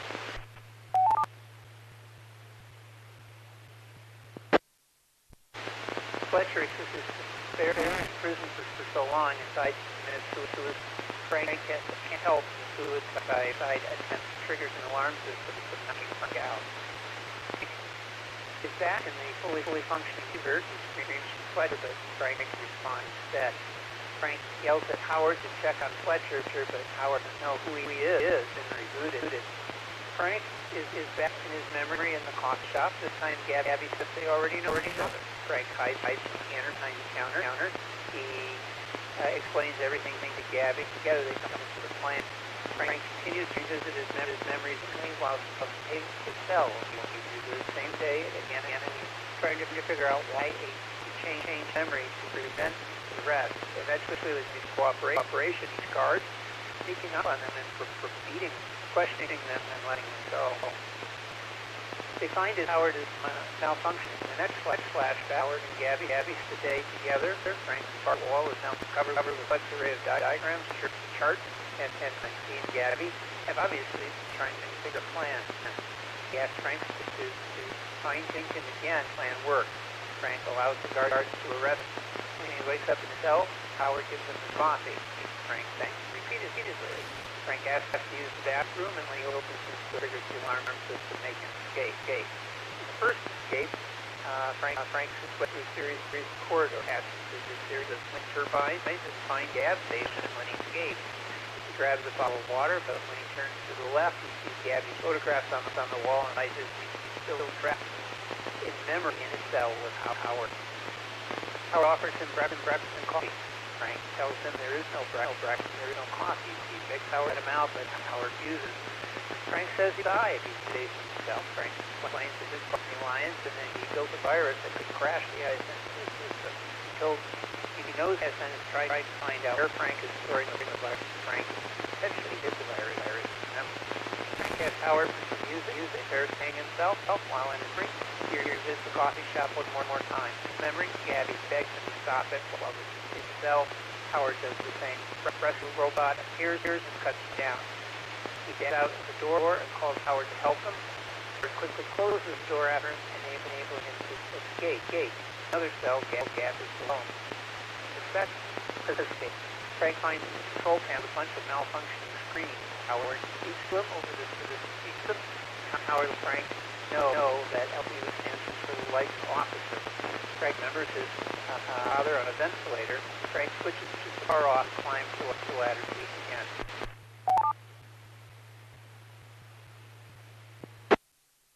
And this is KE5ICX. This time, Frank sends him through the cold, eventually seen and get photographs. He's rescued by Baker. News reports say that Frank is the only remaining survivor of an abandoned and decaying emitter, and he was kept alive by a computer system powered by wind turbines. Eventually, Frank returns to the shop, approaches the wall with photographs, finds the key, and the virus behind the front. Gabby is next to him. It's unclear if she remembers him or not. Frank throws the key in the trash. Gabby tells him her name is Madeline. She guesses his name in and the movie. Okay, that was the plot storyline. I hope you had a chance to see it. It's rather interesting, but if you did, it is probably worth it. So, with that, I'm going to go ahead and take check in discussing this movie. If you haven't seen it, okay, we will discuss these. I like to call them ship in a bottle stories, where everything takes place in a single room. And there's been a number through the years, and you're forced to work on character development, story, and plot, which I think is a good idea. And it is usually lacking in science fiction films simply because we do special effects and not good story. So let's go ahead and check in. You would please come to your call sign, your name, and did you see It's in Chamber from 2016? Let's get started.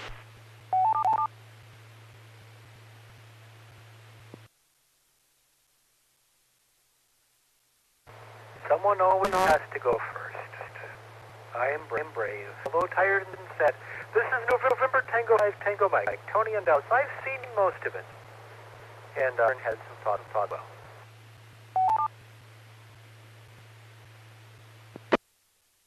Kilo Bravo 9, Sir Oscar Kilo, Sean in Fort Worth. Yes, I've seen the film. Or it might be to rewatch it to get in my mind.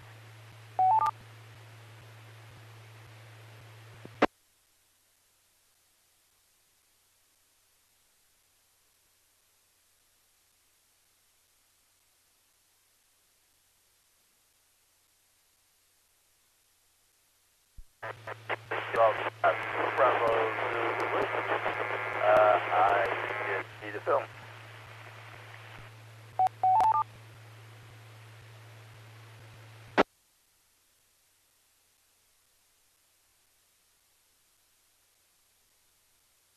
Kilo India 5, Kilo Whiskey Golf, who's in Arlington. Yep, I saw it.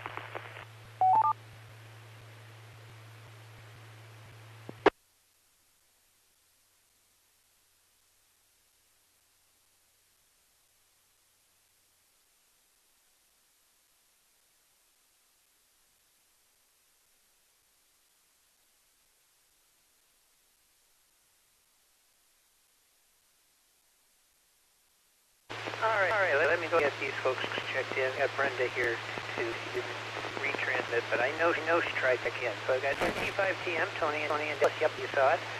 Keeping us okay. Sean in Fort Worth, he saw it.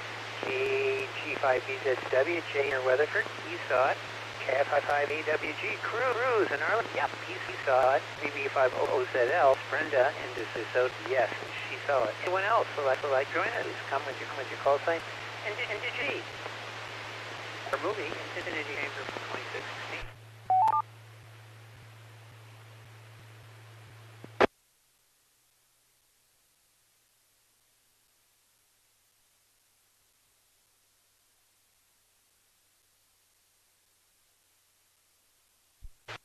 All right, well, we'll go ahead and start with those folks, and if we get additional check-ins, we can pick them up at the end of this round.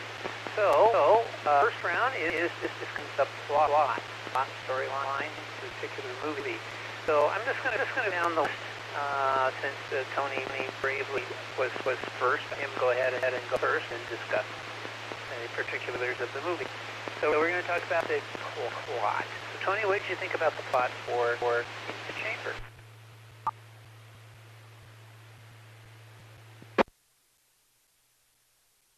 Well, both, oh boy, good, bad, and hopeless. Of course, dealing with just one person in a locked room, my first thought was directed by Duncan Jones with Rockwell and Sam Rockwell, Kevin Spacey. I'm sorry, I'm very sleepy. And was just a brilliant movie that Aaron and I really like. And then she also of Source Code, also directed by Duncan Jones, apparently starring Dick Gyllenhaal.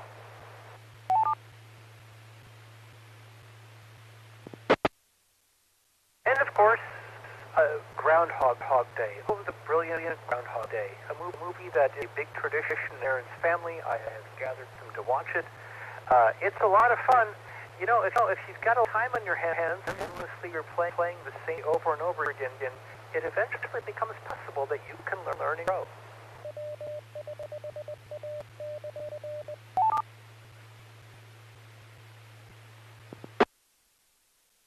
This plot combined elements of all of those things. For me, I haven't quite reached the end, but I feel sad because it's impossible to know if anything is really happening.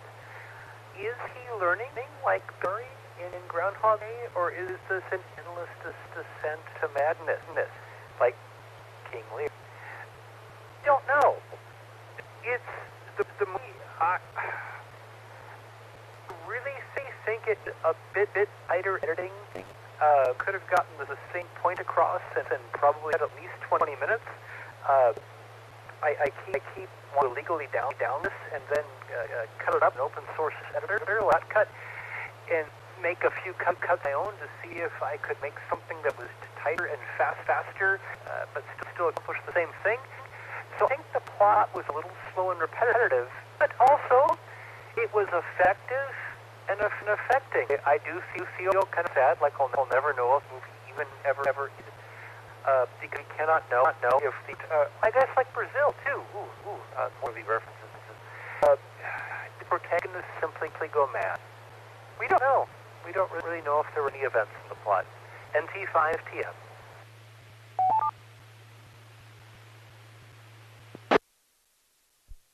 All right, thank you, Tony. Yep. That's always a problem with a film like this, where the reality and fantasy or dream sequences what's real, what's not, and how does it conclude when it's an open-ended, potentially open-ended film. Okay, let's cue Sean, KB9SK. Sean, what did you think about plot?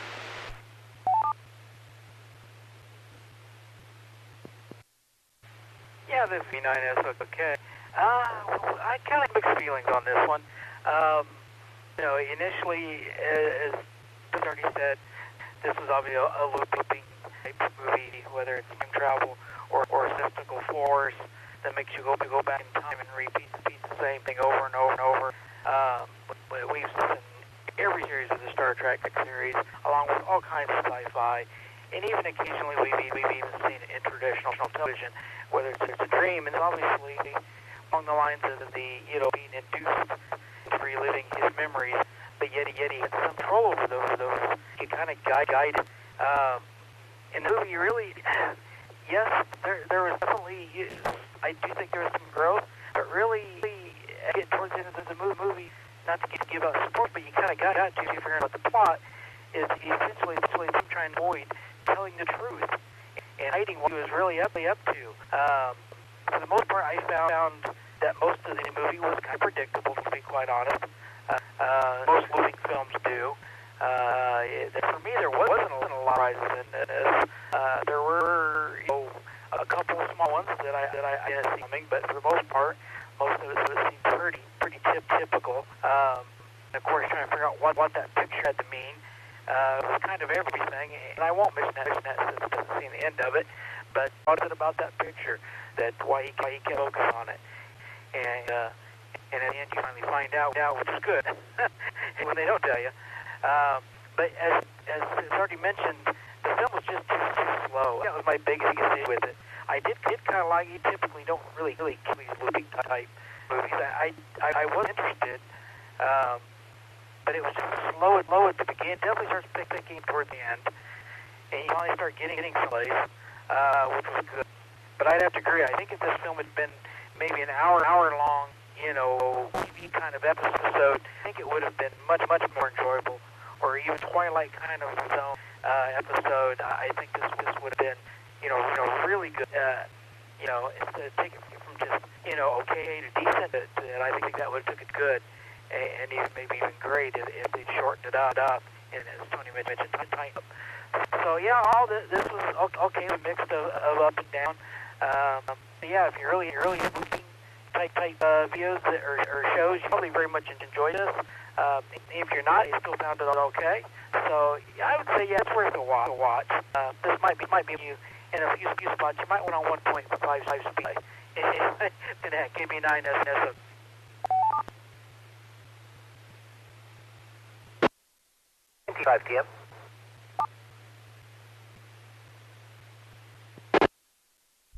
Ooh, Tony has something to say. Go ahead.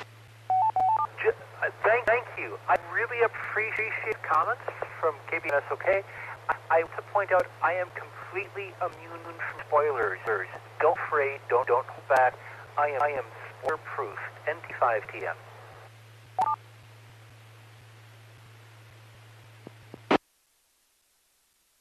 Okay, Tony. Well, I think you already guessed the ending anyway, so it doesn't really matter. Even if you've heard everything, you know how it's going to end. It's the looping storyline. So, oh well. All right. Next up is Jay, KG5PZW. Jay, what did you think about the plot for tonight's movie? D.D. Chamber from 2017. I don't know, one of those years. Go ahead.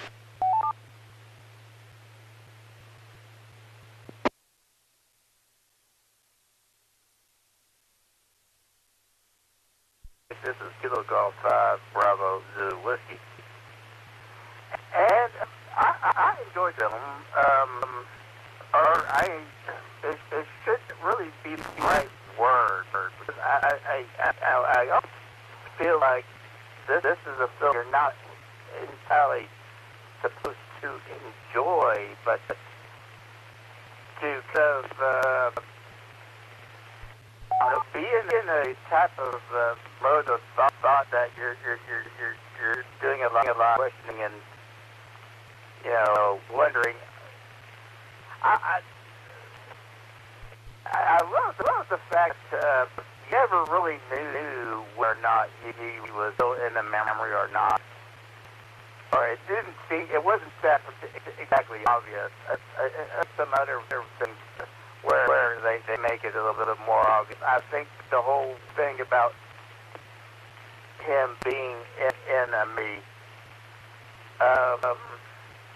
and it not being clear was actually a good aspect of this film. It always left me. That being said, I think I am going to have to agree with Tony and giving that as I can get them. There was a little bit, maybe a bit too much redundancy in the being. There's an aspect of this looping that, you know, it's supposed to be tiring, right? So you're not really supposed to enjoy. It's almost the fact that you're continuing and watching, and it's the same thing over and over, but you're continuing. That is really what the whole film is kind of about, and I like that. Not that many films are that way. I'm sure. I mean, you could say the trope is done over and over, but I don't think it was quite done like I thought it was done better. It was a lot more, I know, Groundhog Day than some other things. I the trope actually. When a long time ago, I felt it's a favorite of his was Wilbur or Run, which kind of. I don't think, but at the very least, but the thing is that there's a lot of. It's a little different movie. The music, the action. I mean, there's this film that is like yeah, they didn't really need to include that much of everything. It's tough to say exactly. I like you know, it's like you just have the film in front of you and say okay, what can I do about some of the things just were too similar.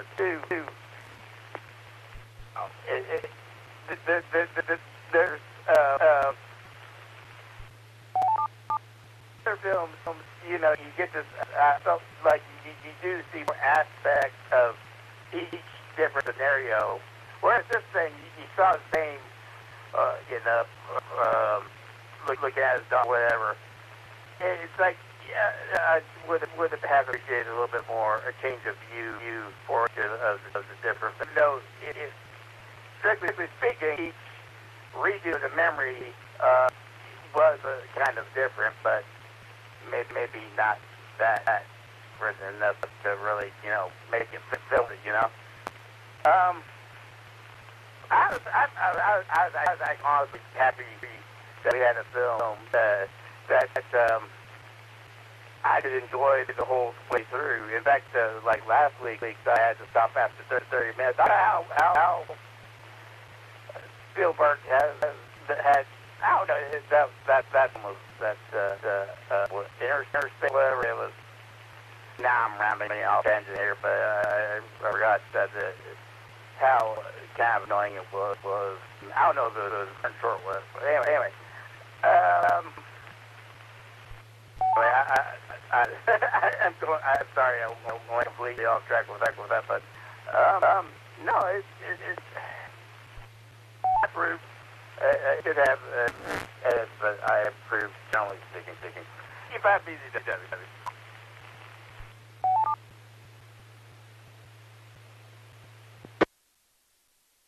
All right, thank you, Jay. Next up, KWD. Cruise, what did you think about the plot for tonight's movie? These Infinity Chambers, he said, K5ICX.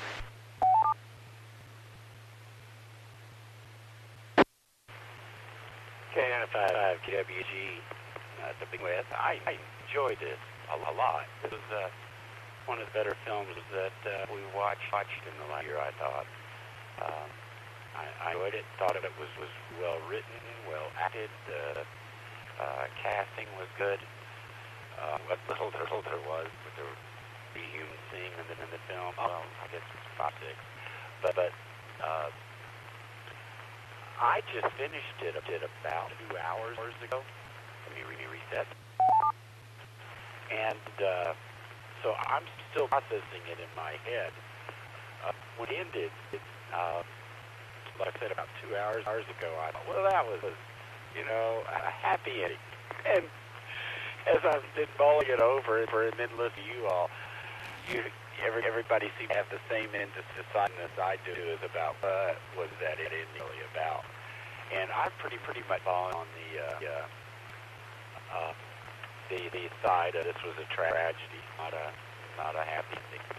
That once he confessed he was, they let him run in, given his fake sort of reality, so that he could go off to his happy ending, and therefore they find out where he is, and behind the picture in the trash. So, but since the state got it wanted it, it gave him the impression of a happy ending for himself. That's how I think it was. AI5 KG, back to net.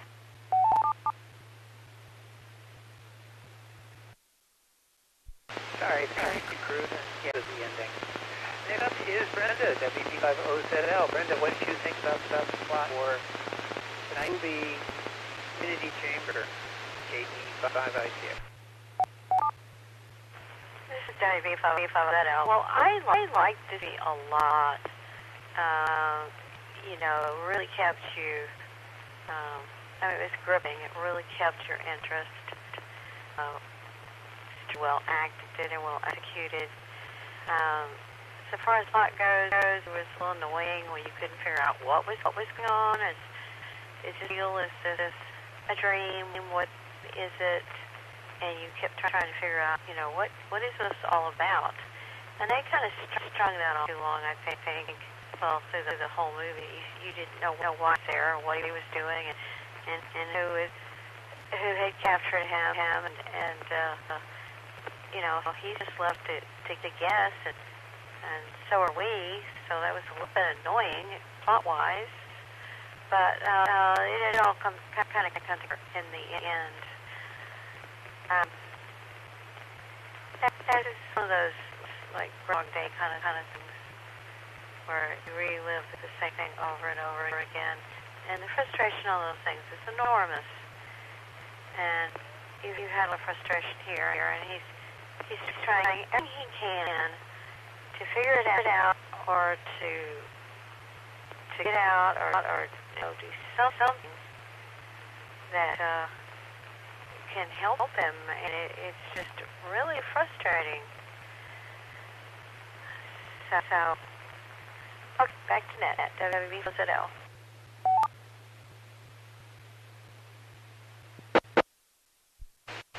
Thank you, Brenda. All right, we're at the bottom of the list. I'll see if anyone else is there who would like to join us. If you would like to discuss tonight's movie, which is Infinity Chamber from 2017 or 16. I don't know which. Please come with your call. Sign your name, where you're transmitting.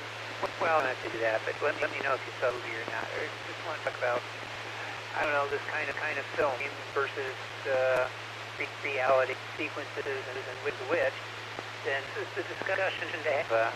Please come now.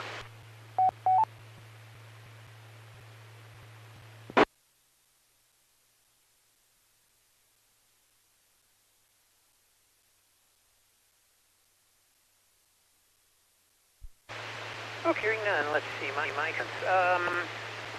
Yeah, I thought the film actually did run kind of long, but I think that the idea behind the thing is the complete, how would you describe it? The routine, the hopelessness, the repetitiveness of this is supposed to kind of drive crazy anyway as a viewer. I like the idea that they do spend some time on some characters, giving opportunity to breathe and live.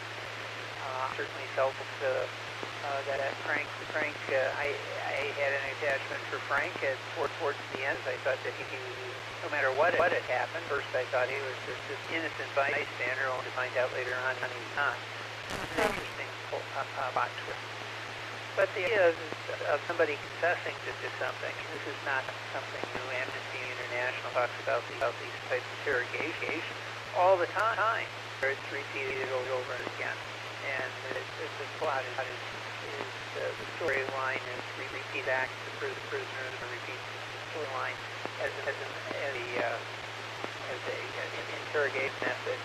So many of the things that you see, even though it's supposed to be automated, is somewhat realistic in its fiction. The idea of this cell being there continuously and the routineness of it. We feel that whole, claustrophobic feeling of the thing, and in fact the sameness of the whole thing is stifling. And the only time that it acts interesting for us as a viewer is when outside of that we go to the coffee shop, and we find the coffee shop pretty much is the self as well. He keeps repeating things over and over again with variations. Which, by the way, was mentioned as a way of him to get around it. That each view is something can be manipulated so that the story cannot mind-sip him for whatever knowledge that he held. But in the end, he gave it away, and then you have to decide, well, what happened? Did he actually get away? First time he didn't. The second time, we see the tree again, and that's sort of the reality that was telling him that may be in the cell, except it is not the picture. It is a real deal, supposedly, and it's just the people that find him. Changes the story and changes the tenor. So I'm kind of an optimist. I like to think that actually ended with him escape, but I just don't know.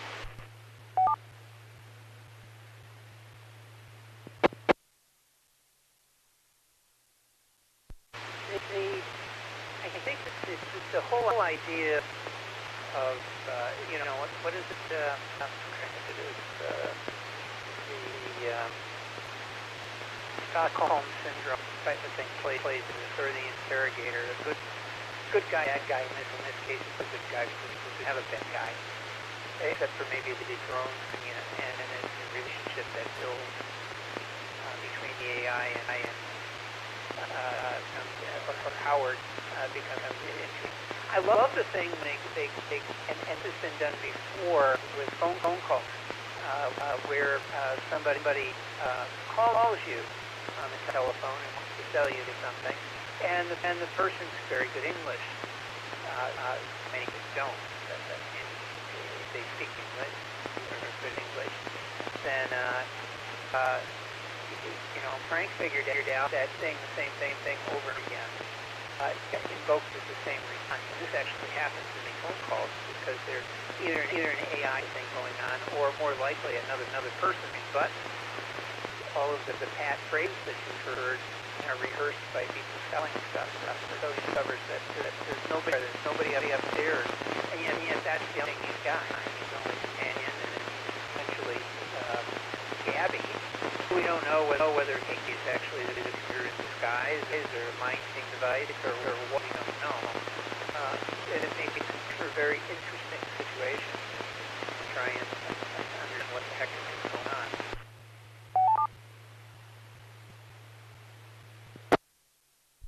Now, one of the problems, and maybe benefits of this sort of thing for stories, is the problem is that, as I think Tony mentioned early on, is how do you reconcile this? Does this story have a successful completion or conclusion? And the answer is we don't know, because we don't know the answer. If you're a person that needs to know the answer, then you are going to be disappointed. However, if you're somebody that doesn't mind a cliffhanger for a film, then this might be something that you might invite. Many people like both. 2001, Space Odyssey was one of our favorite films. For many years, people didn't understand how it ended, didn't understand the whole process, just wasn't spelled out. And to this day, even Stanley Kubrick never really explained it. Others have, through their various books and things that have come out some just years ago. Still talk about this film 50 later. Does it rise to that level? I don't know. Maybe not. It's a budget film. But many people walked out of 2001 A Space Odyssey hating it simply because, and it would be, but there's another group of people who look at it and say, God, I love this because I actually make the ending kind of radio style.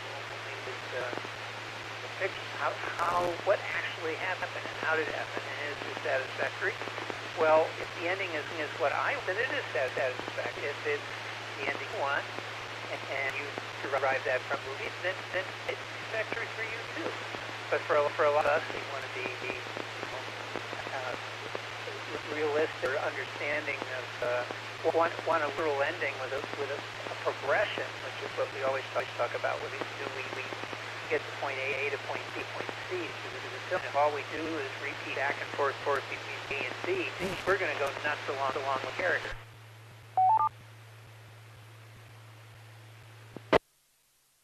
So I don't know. I enjoyed it. I kind of like some of the detailed parts of it, how they play out, the symbolism. I think the movie is worth a repeat viewing. Stop watching an hour and 45 of being stuck in a cell with your principal actor. But it might be worth it to continue to get ideas. And I think there's been a number of people who have gone in and interpreted this film. So there may be some out of that, but I think you're still going to have the same issue. Still, if you're the pluralist and want a happy or satisfactory ending, you're just not going to get it even with the speculation. All right, well, that's it. My part. That didn't say much, but it's in the same film as well. So the next round, we're going to talk about the characterization. This should be hard. There are only a few characters. So we'll start top with Tony and T5. Tony, your thoughts on characterization and the acting for this film, which is Infinity from 2016. Go ahead.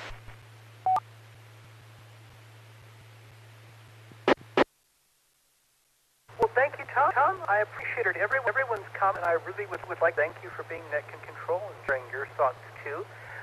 This is a good movie because although I thought it needed to begin, it really did get thinking, and I think it's got us all thinking. Well, you were talking, made me run to my bookcase and get an old story anthology. This is an old paperback that I bought in the 4th grade book sale at my middle school. It had wonderful stories like From the Sun by Arthur C. Clarke, The Winnowing by Isaac Asimov, and it has a really great story by a guy who went by J.R. Pierce. Be careful what you Google him, because it's a serial killer with the same name. So, if you search for J.R. Pierce or on Robinson Pierce, be sure to add something like engineer or author, because I'd like to stress this: a serial killer with the same name, no relation. He was the supervisor of the Brad Payne and Shockley team that built the first transistor, and in fact, he's the one who coined the name transistor. And he wrote an awesome short story that basically predicts this movie. In it, a person, he just up one morning and begins to wonder how the people he talks to telephone are real. And of course, this is the church, so they have a wonderful telephone where you can see people, touch people. How many are fake? And he begins to test them by feeding them nonsense.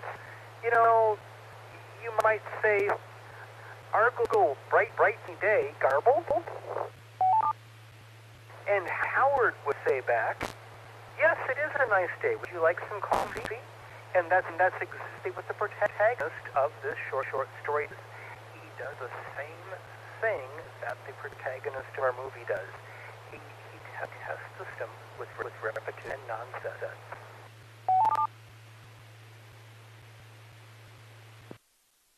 He proves that his partner is an AI by saying something like, Bert Foskins, Order Hart, Bishop. And the chess partner says, oh, I don't think I'd do that. And he says to the woman he thinks loves him, oh, wuggle. And she inadvertently says something Eliza says, famous program, oh, perhaps in fantasy we love together. So J.R. Pierce was brilliant, and I think a wonderful character in the movie. I had to go this anthology out to look up his name, but Aaron and I have both read and loved this story. And that was good about this movie. It made me think, it made me check references, it's got us all talking. So, yeah, editing, bad. Character, good. I really do honestly believe the state won. I believe his escape was a complete C. I believe that he was tricked into believing, but I can't prove it. Perhaps in our fantasy, we love together.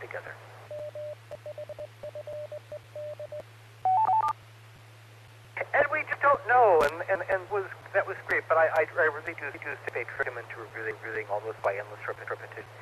But that technique of trying to tell, is this an AI or not?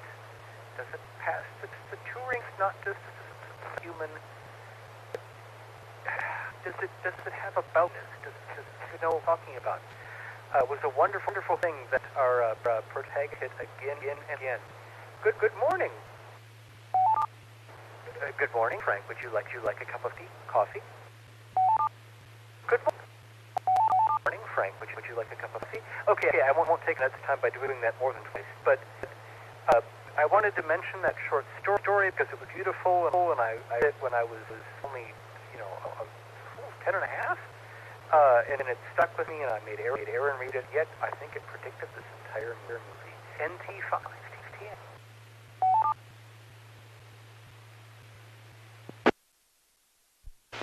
Ooh, Tony, I appreciate your comments, and that is pretty cool. That is such a story from when you're chipped like that. It's kind of reading idea is something that is with you so long, and remembering it for that so many years. Yeah, those types of things can do have an interesting effect on you. And now you get to view it in a kind of a slightly different way, different view, but not really different. Very similar, like you said, the Turing test. Okay, next up, Sean, KBB9SK. Sean, your comments about the characterization, the acting, our film,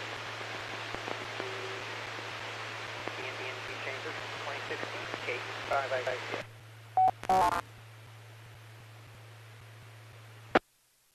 Yeah, this is KB99SOK.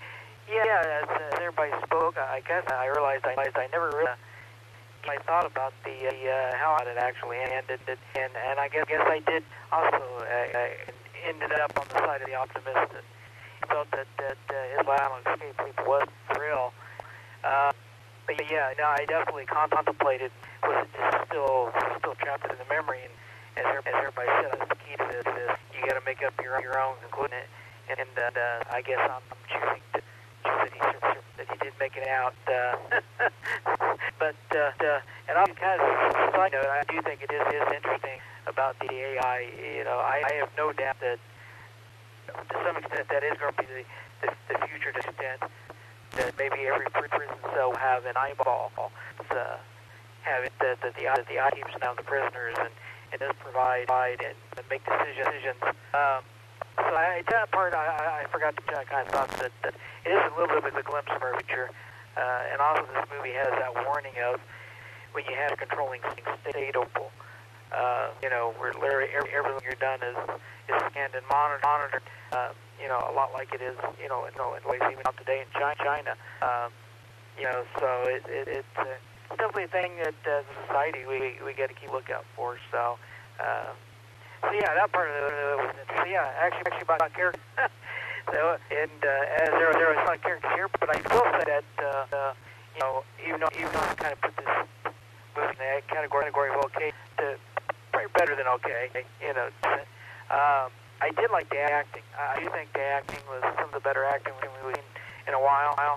Film. I do think the guy that played Frank, his name's escaping already. I think somebody's already said, but I do felt did a very good job in this, and I do think the AI was kind of interesting as well. I think that was well played as well, and then the lady who played Gabby did a job as well. Really, that was our three characters in this film.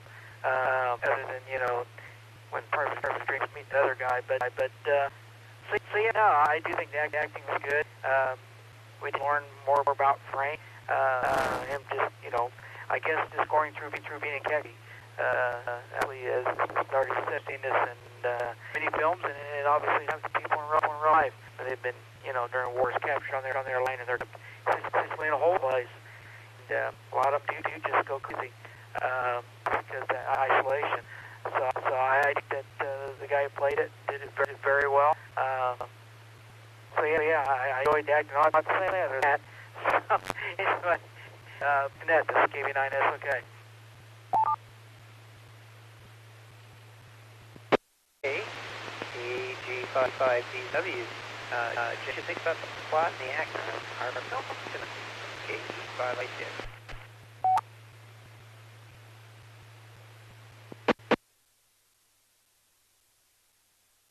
This is a Kilo Golf 5 Bravo Zulu Whiskey.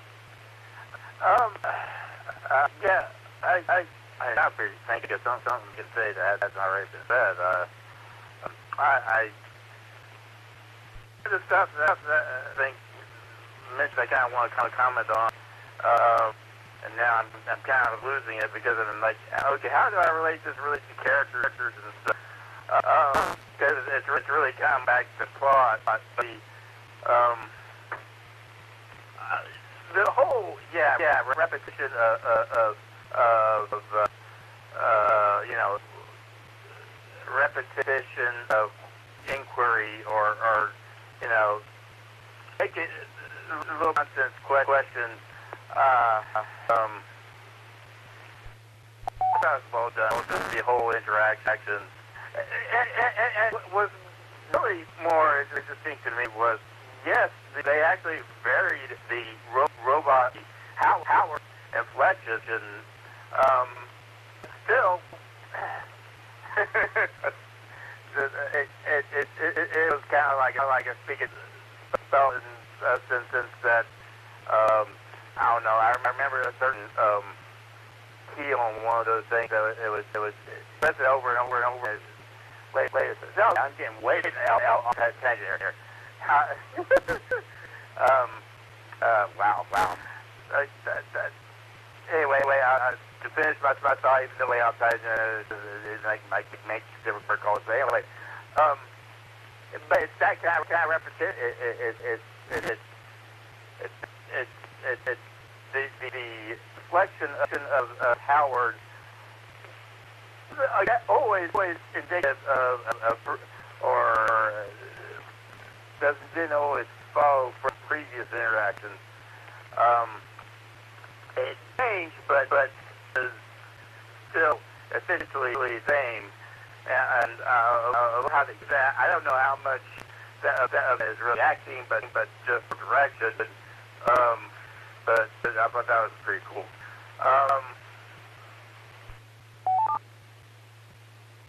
I will say some other things. I don't know that really character really is. Nonsense thing that remind me of the Van Halen thing where they put a hidden clause in their contract of having M&Ms with brown M&M moved, and you know, it's just reading comprehension of the actual contract more than it being just a weird, you know, for specific must do this. It's like, oh, did you find the weird clause? No. Okay, there's a problem here. We need to address. So yeah. Anyway, let me see.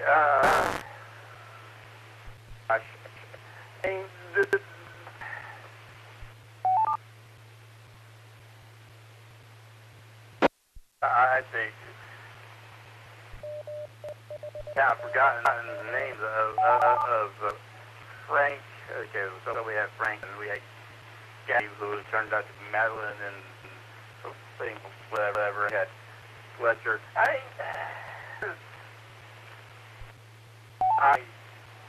There's nothing I can really say, explain or anything about the act. I thought it was just all done. Other than that, I don't know. It doesn't say what I could think of saying. So I can't really say anything else. I'll have it back to Nick and KE5IGX. This is KG5 CCW.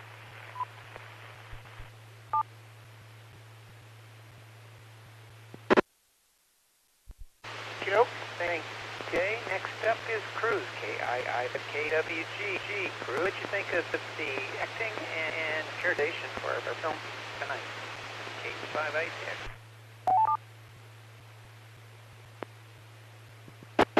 KI5KG. I start with that I had made some that I should have mentioned during the first section real briefly. That was at the ending. I was thinking, well, I've seen this with both the endings, and I've seen this ending when THX 1138 Logan's Run, climbing to the surface to freedom from an underground dystopia. So I thought that was kind of interesting thing. There are probably other examples. For the characterization, I thought the actors did a fantastic job. Gabby was so believable as a barista, and I know my barista. I was like, she was perfect. She just, the personality was believable, and she just played that as if that was what she did like, was run a coffee house, and I thought it was impressive too. Frank, you can't really use the same sort of mechanism to gauge it because you didn't know what he did. You didn't know what his life was. You slowly picked up. He knew a lot about software and computers, but you really couldn't decide whether or not he was having anything real that he was talking to Howard the Machine about. So, but I thought he did a fine job. It was largely the acting and the very well, I thought, structured dialogue that drew me into the film and kept me interested throughout. So that's an A+ rating, I have to say that. That's what I've got. KI5, KWG, back to net.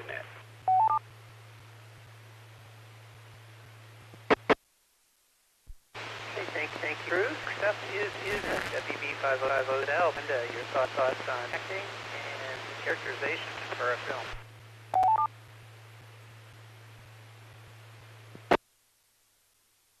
This is WB550ZL. Well, I thought Frank was an actor, very believable, and thought he was first rate as an actor. Wasn't too sure about Gabby or whoever she was in the beginning, but she kind of got me. If they ever told what happened to the dog, I missed it, and that was kind of disturbing. I don't think about that. It would be a horrible thing just to be taken away, and he knows that you're gone or where you went. Certainly having your dog stuck would be horrible, but you also would, you know, your wouldn't be there when you get back because you didn't pay the rent, and would you still have a bank account? Would anybody still know you? Driver's licenses? would you become a non-person and to deal with that? And whatever your job is. I mean, it would bother me a lot. I mean, just thinking that worries me. There weren't too many actors in this. So Frank kind of carried the load, but that's okay. It was pretty good. I thought he characterized him pretty well. Sort of an everyman guy. Just trying to cope with what happened to him, and then trying to make some sense out of it, and trying to get out of it. And highly motivated, but in the end, it was for most of the stars pretty pointless to even try. The computer, I thought, was well cast. So his voice was really, and then his personality. So,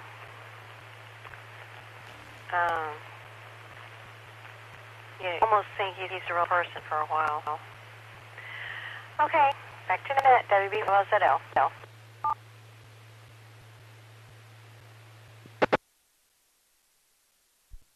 Okay, thanks, Brenda.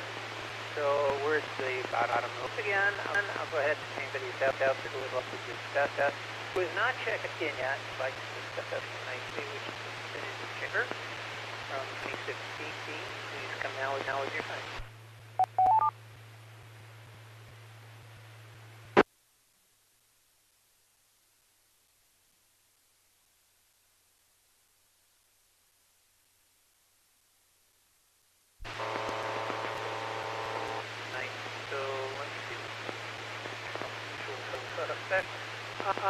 I thought on characterization and acting stuff, I love how the guy who plays Howard does it in a very conversational, interesting way. They scramble his voice a little bit, but it gives it sort of that AI sound. But one of the things was this thing, and I guess it's really not describing it more than anything, that we had a being at the very beginning, then apparently they evacuated the building except for the people that were left. They left behind, but starved to death. But I thought that we're dealing with the voice, and I thought he was on and also played in all of that. So that guy is, I think falls into the HAL 9000 world of the mysterious voices that actually work quite well in conversational style that is engaging and befriending through the whole thing. That was pretty cool. Which is what Hal was supposed to be until he became the menace and dangerous. That's the word, I guess. Let's see. Our protagonist was quite good. Now I forgot. Time to get tired too. Frank was well played. He increased frustration and overall just a resignation to the inevitable, and then his outbursts occasionally over frustration over what's going on, and then the irony that goes with it. It sort of sent into madness type of thing, and I thought he was in a kind of an interesting way. You could feel his pain, you could feel his frustration along the way. There's no two ways about it. Yeah, Abby was a wonderful character. I agree with Cruz on that. I thought that the actress did a nice job. She made Abby appear as a smart, interested. Some reason, we know why, and she didn't have a reason either. Exactly why I found it engaging, and that kind of made for an interesting story. But that brings up and kind of reminds me of the good cop, bad cop thing. That if Howard gets through to him, maybe Gabby could. With a 1-2 combination, in fact, some of the segues from one character to another, from our A to Gabby, the sequences suggest that they were working together. That is true or not, we don't know, because we don't know what's going and what's not. But it was quite interesting. I liked the characters very, very much and how they interacted. Who else was there? Oh, by the way, just FYI, trivia. Of course, you know it's not a big budget. There's not a lot of actors, but the other person sitting at the table is joining them at the coffee shop. Steve, the actor who played Howard. So I think it's just like words that he says by or something, but it's by. So you might want to go back and look at this line, at least then you find see what Howard actually looked like.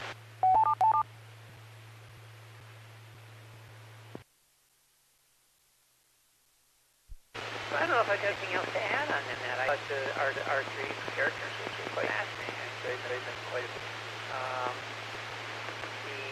There were some comments too. I saw some notes from of the hikers. One of the hikers, the man looked a lot like her father, or so it said. But it's such a shot. You never saw a real close up. Really did see a headshot out of him. I kind of thought the same thing, just like his father. So maybe that would make it sequence once the 15 is spot out of it. I don't know. At any rate, I enjoyed it too. I enjoyed the actors and all this. I thought the pacing was okay, considering probably needed some editing, like everyone said. But overall pacing of the actors themselves, I thought was quite good. Maybe the editing director might have some view on that. Okay, let's see here. Here it's 11:35. We have plenty of time. Let's go to the top. We can talk about tech aspects of the film. There's music. There's special effects such as the fire, which was rather interesting, and sound, video, sure, all that stuff. So we'll just clump it all into technical expertise. And we'll start at the top with Tony, NT5M. Tony, what do you got to say about the technical aspects of the film from KED56?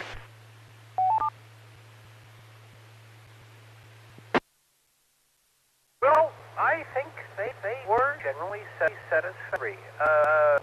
The principal set pretty small. Our second set in the coffee shop was all pretty small.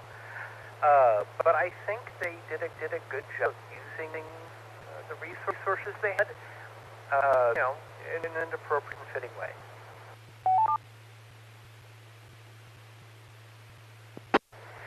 The music was... Now, I want to praise with faint damn and damn with faint praise. It obviously sounded produced by a cheap synthesizer, yet, I want to praise them because they chose to synthesize orchestral score music. Nothing sounded like it was from any particular decade or any particular year or particular artist. Good supportive music, supported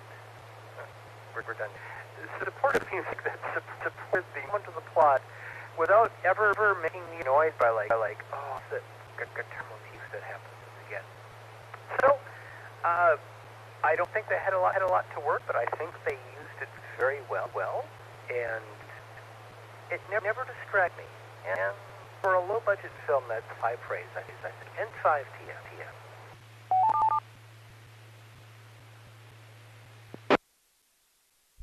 Thank you, Tony.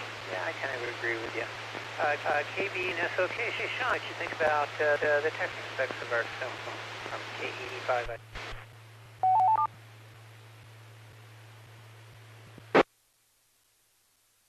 Yeah, this is KB99SOK. Overall, yeah, I think the technical was okay. Of course, most of it was just in a prison cell with cameras. So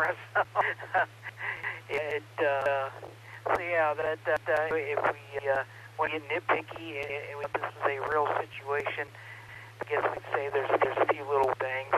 Why did the camera hang down so low so you could actually reach it? You think that it just would have been a camera mounted in the ceiling, but of course it did because you wanted to be just a little eyeball corner of the ceiling that had been hard to do. But it's understandable why they did that. But if you want to get, if they're truly wanting to make a prison, that's probably not what they would do. it was a little odd that he had to out of the bathroom each time, but that'd be part of just maybe they would do that to make you feel demoralized because you had to ask. So maybe they would do that if they're interrogating you. But yeah, I mean it felt right. I guess isolation in the future. A lot really specific. There's a lot there as far as being high tech. When he in the end when he went to the computer room, seemed a little bit on the primitive side. For as advanced as it is insinuated it.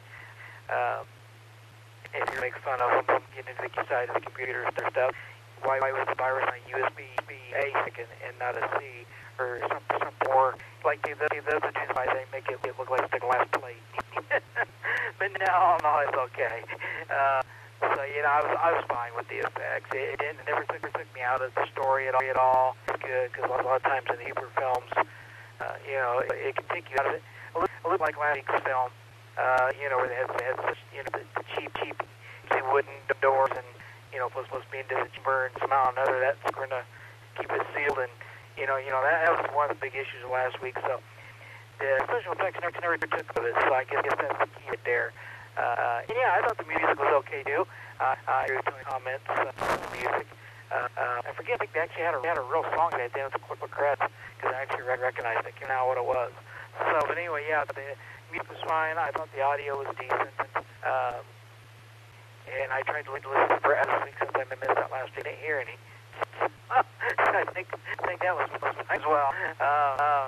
Just overall, like I said, this stuff not my favorite, but I still enjoyed it. I still think it's decent. I still think it's worth watching.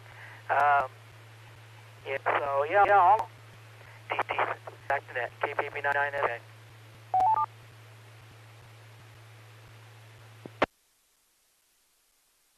All right, thank you, Sean. Next up, Jay, KG5B2W. Jay, what did you think of the technical aspects of the film? Music, the lighting, the look film from KE5I here.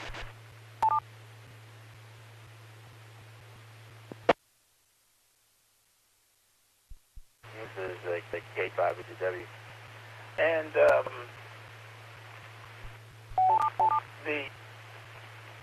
do have a few questions about this. And yeah, that bathroom is hidden away. Of course, it kind of makes sense that from what they do later with it and clean up the area, I guess. I mean, it's a certain a certain line of reason, I guess. But still, I think I think you're right. You kind of have to invent a little bit of a reason for that, because it's just. I mean, experience with test centers or anything, but as I tend to understand them, they tend to keep them kind of cheap, and that was actually fairly was really a lot of stuff going on in that cell. If you really want to get down to it, which actually made it interesting for the film, and of course, provide papers, but I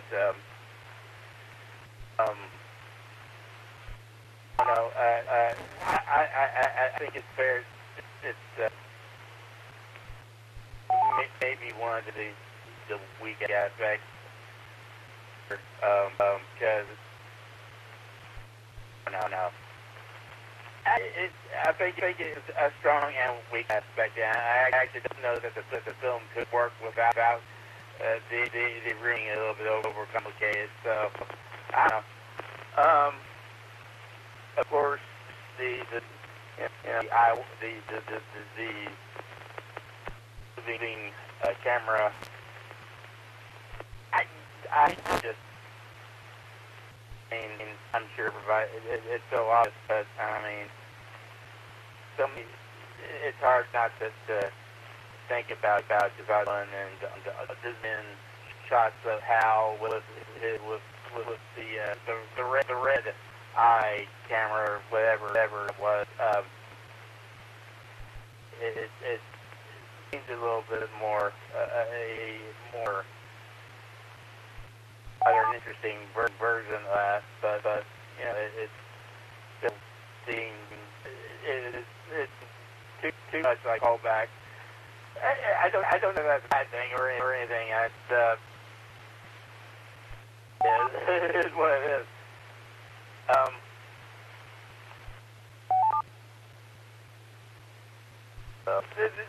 The effects, the other effects, you know, you had the drones and whatnot. Some of it was really kind of, you know, cheap CGI. But it wasn't so bad as to really take me out of the film.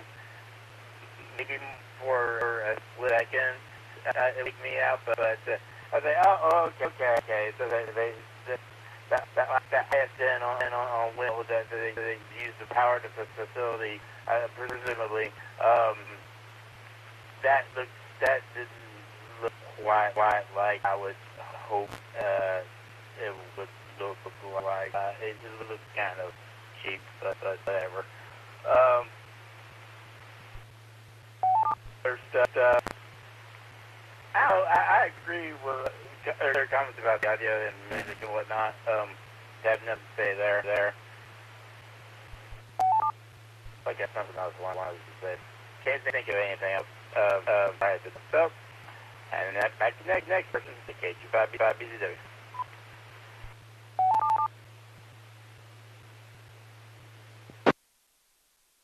Thank you, Jay. And this is KE5X Crew, KI5 to KWG. What do you got on the technical aspects of the film? Did it work for you?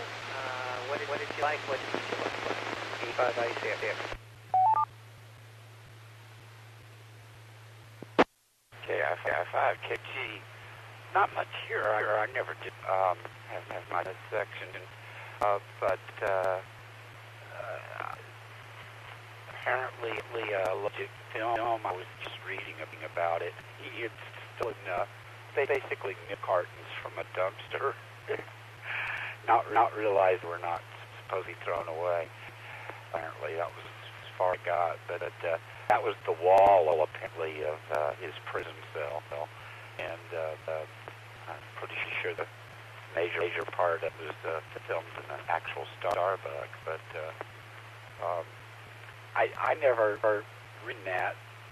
When I bring it up is that I never had the impression I was watching a low-budget film. It just never dawned on me while I was watching, and so I guess I'll have to say they did a pretty good job on that. Nothing else comes to mind. KI5, KWG, back to now.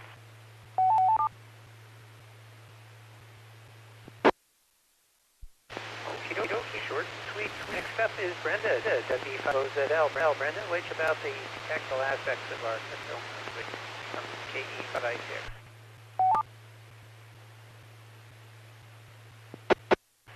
This is W5OZL.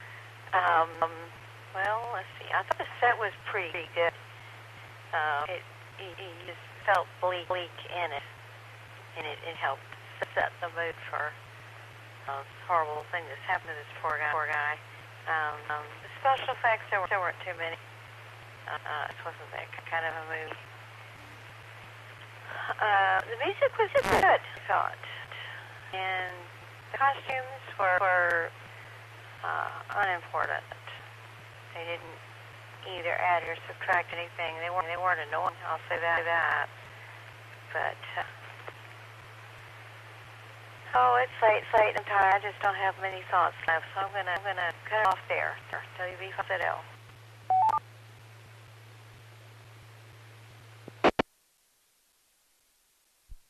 Sorry, Brenda. Well, that's okay. I fully understand fighting, sleeping self. It's a very busy day. Let's see my comments on this. Obviously, yes, it is a low-budget film, but as Cruz mentioned, it didn't feel like a low-budget film. We're used to, and my favorites are saying, railed against it last week. Only I'm going to give it key praise on it this week. Sound. The sound was well balanced for the film. It was full-throated. It was full fidelity. I thought that worked really well. And the special audio effects that went with it were proper balanced, and that does a lot to make it look good. It's the sound, not the pictures. The sound is the single biggest thing that people notice. They just never realize it until they hear it. Because that's what we got. Watch television shows for the most part. We get the sound. We watch movies and the sound. But at lower budget systems, that's not necessarily the case. Now there's been some argue about some things with audio being kind of muffled, and I have that as I don't know. I think others feel the same way. I prefer subtitles. But in this particular case, I thought the film was audible. No problem with Frank. I can understand because of the electronic thing that they did. But overall, okay. The cell itself, the cell looked okay. There were obviously some objects like the milk cart case. And what was that? Peter built a rim, a truck, I think, that was up there with a spinning behind it, provided the ventilation gas and other stuff. That was okay. And the oversized camera thing, where you see everywhere we go, that's kind of interesting. Somebody mentioned why did they up really high? Well, this is an interrogator of sorts. It is human, but it's an interrogator. You want it down in base of the person. So, and supposedly, because the whole thing is supposed to be, pretty much secured, they shouldn't have been able to escape. So, having even a disabling camera would have been enough time to gas them and send the thing in to take care of. And to this day, we don't know if that was good or not. Already just let go in his mind, let go in reality. We don't know. Anyway, video's pretty good. A lot of times these types of films, particularly more recent ones that are done in video, film them using a real film. The dark stuff can get lost and be very, very, very dark. So you got to use the proper video resolution and light sensitivity and all that stuff that goes along with it. But the picture quality was excellent. I thought it was out quite well. Costumes fine, minimalistic. I understand that to use in another film. Jump to the use in another film from a director. I don't think that was I think that was from an economics point, nothing else. I don't think there's been any connection one film with another. Full budget. But the jumpsuit, they could go ahead and do whatever they need. Other things about the film music, obviously the repeat of what was the coffee shop, and then again, and it's type of music. It's very like Black Melody, and it shows up in the gas station tour. Some of the reverse angle stuff was okay, been repeated numerous times. The both the picture from over the shoulder to looking reverse angle and shooting them. They did that quite well. It's very simple shots, but it cost lots to use forced perspective. Camera trick helps make that work, and the effects on such a low budget film. So I'll give the director credit and the cinematographer did his job on making the film technical aspect. So I think they did well. This guy could be, I think, a big motion picture director. Keep an eye on him. It's only been a year, well, it's been more than a few years, I guess, 5 years. But I wouldn't mind seeing some of the films to this plot, because they're watchable. One could have been edited a little bit, but I think the end is still very film compared to some of the stuff that could be watched. Okay, those are my comments. I'm going to go ahead and open it up. If anybody has any final comments on anything, maybe you thought that you wanted to mention in the parting shot, now is the time. Some of your call, and I'll go down in the order of how I copy them both. got something? Please give me a call now.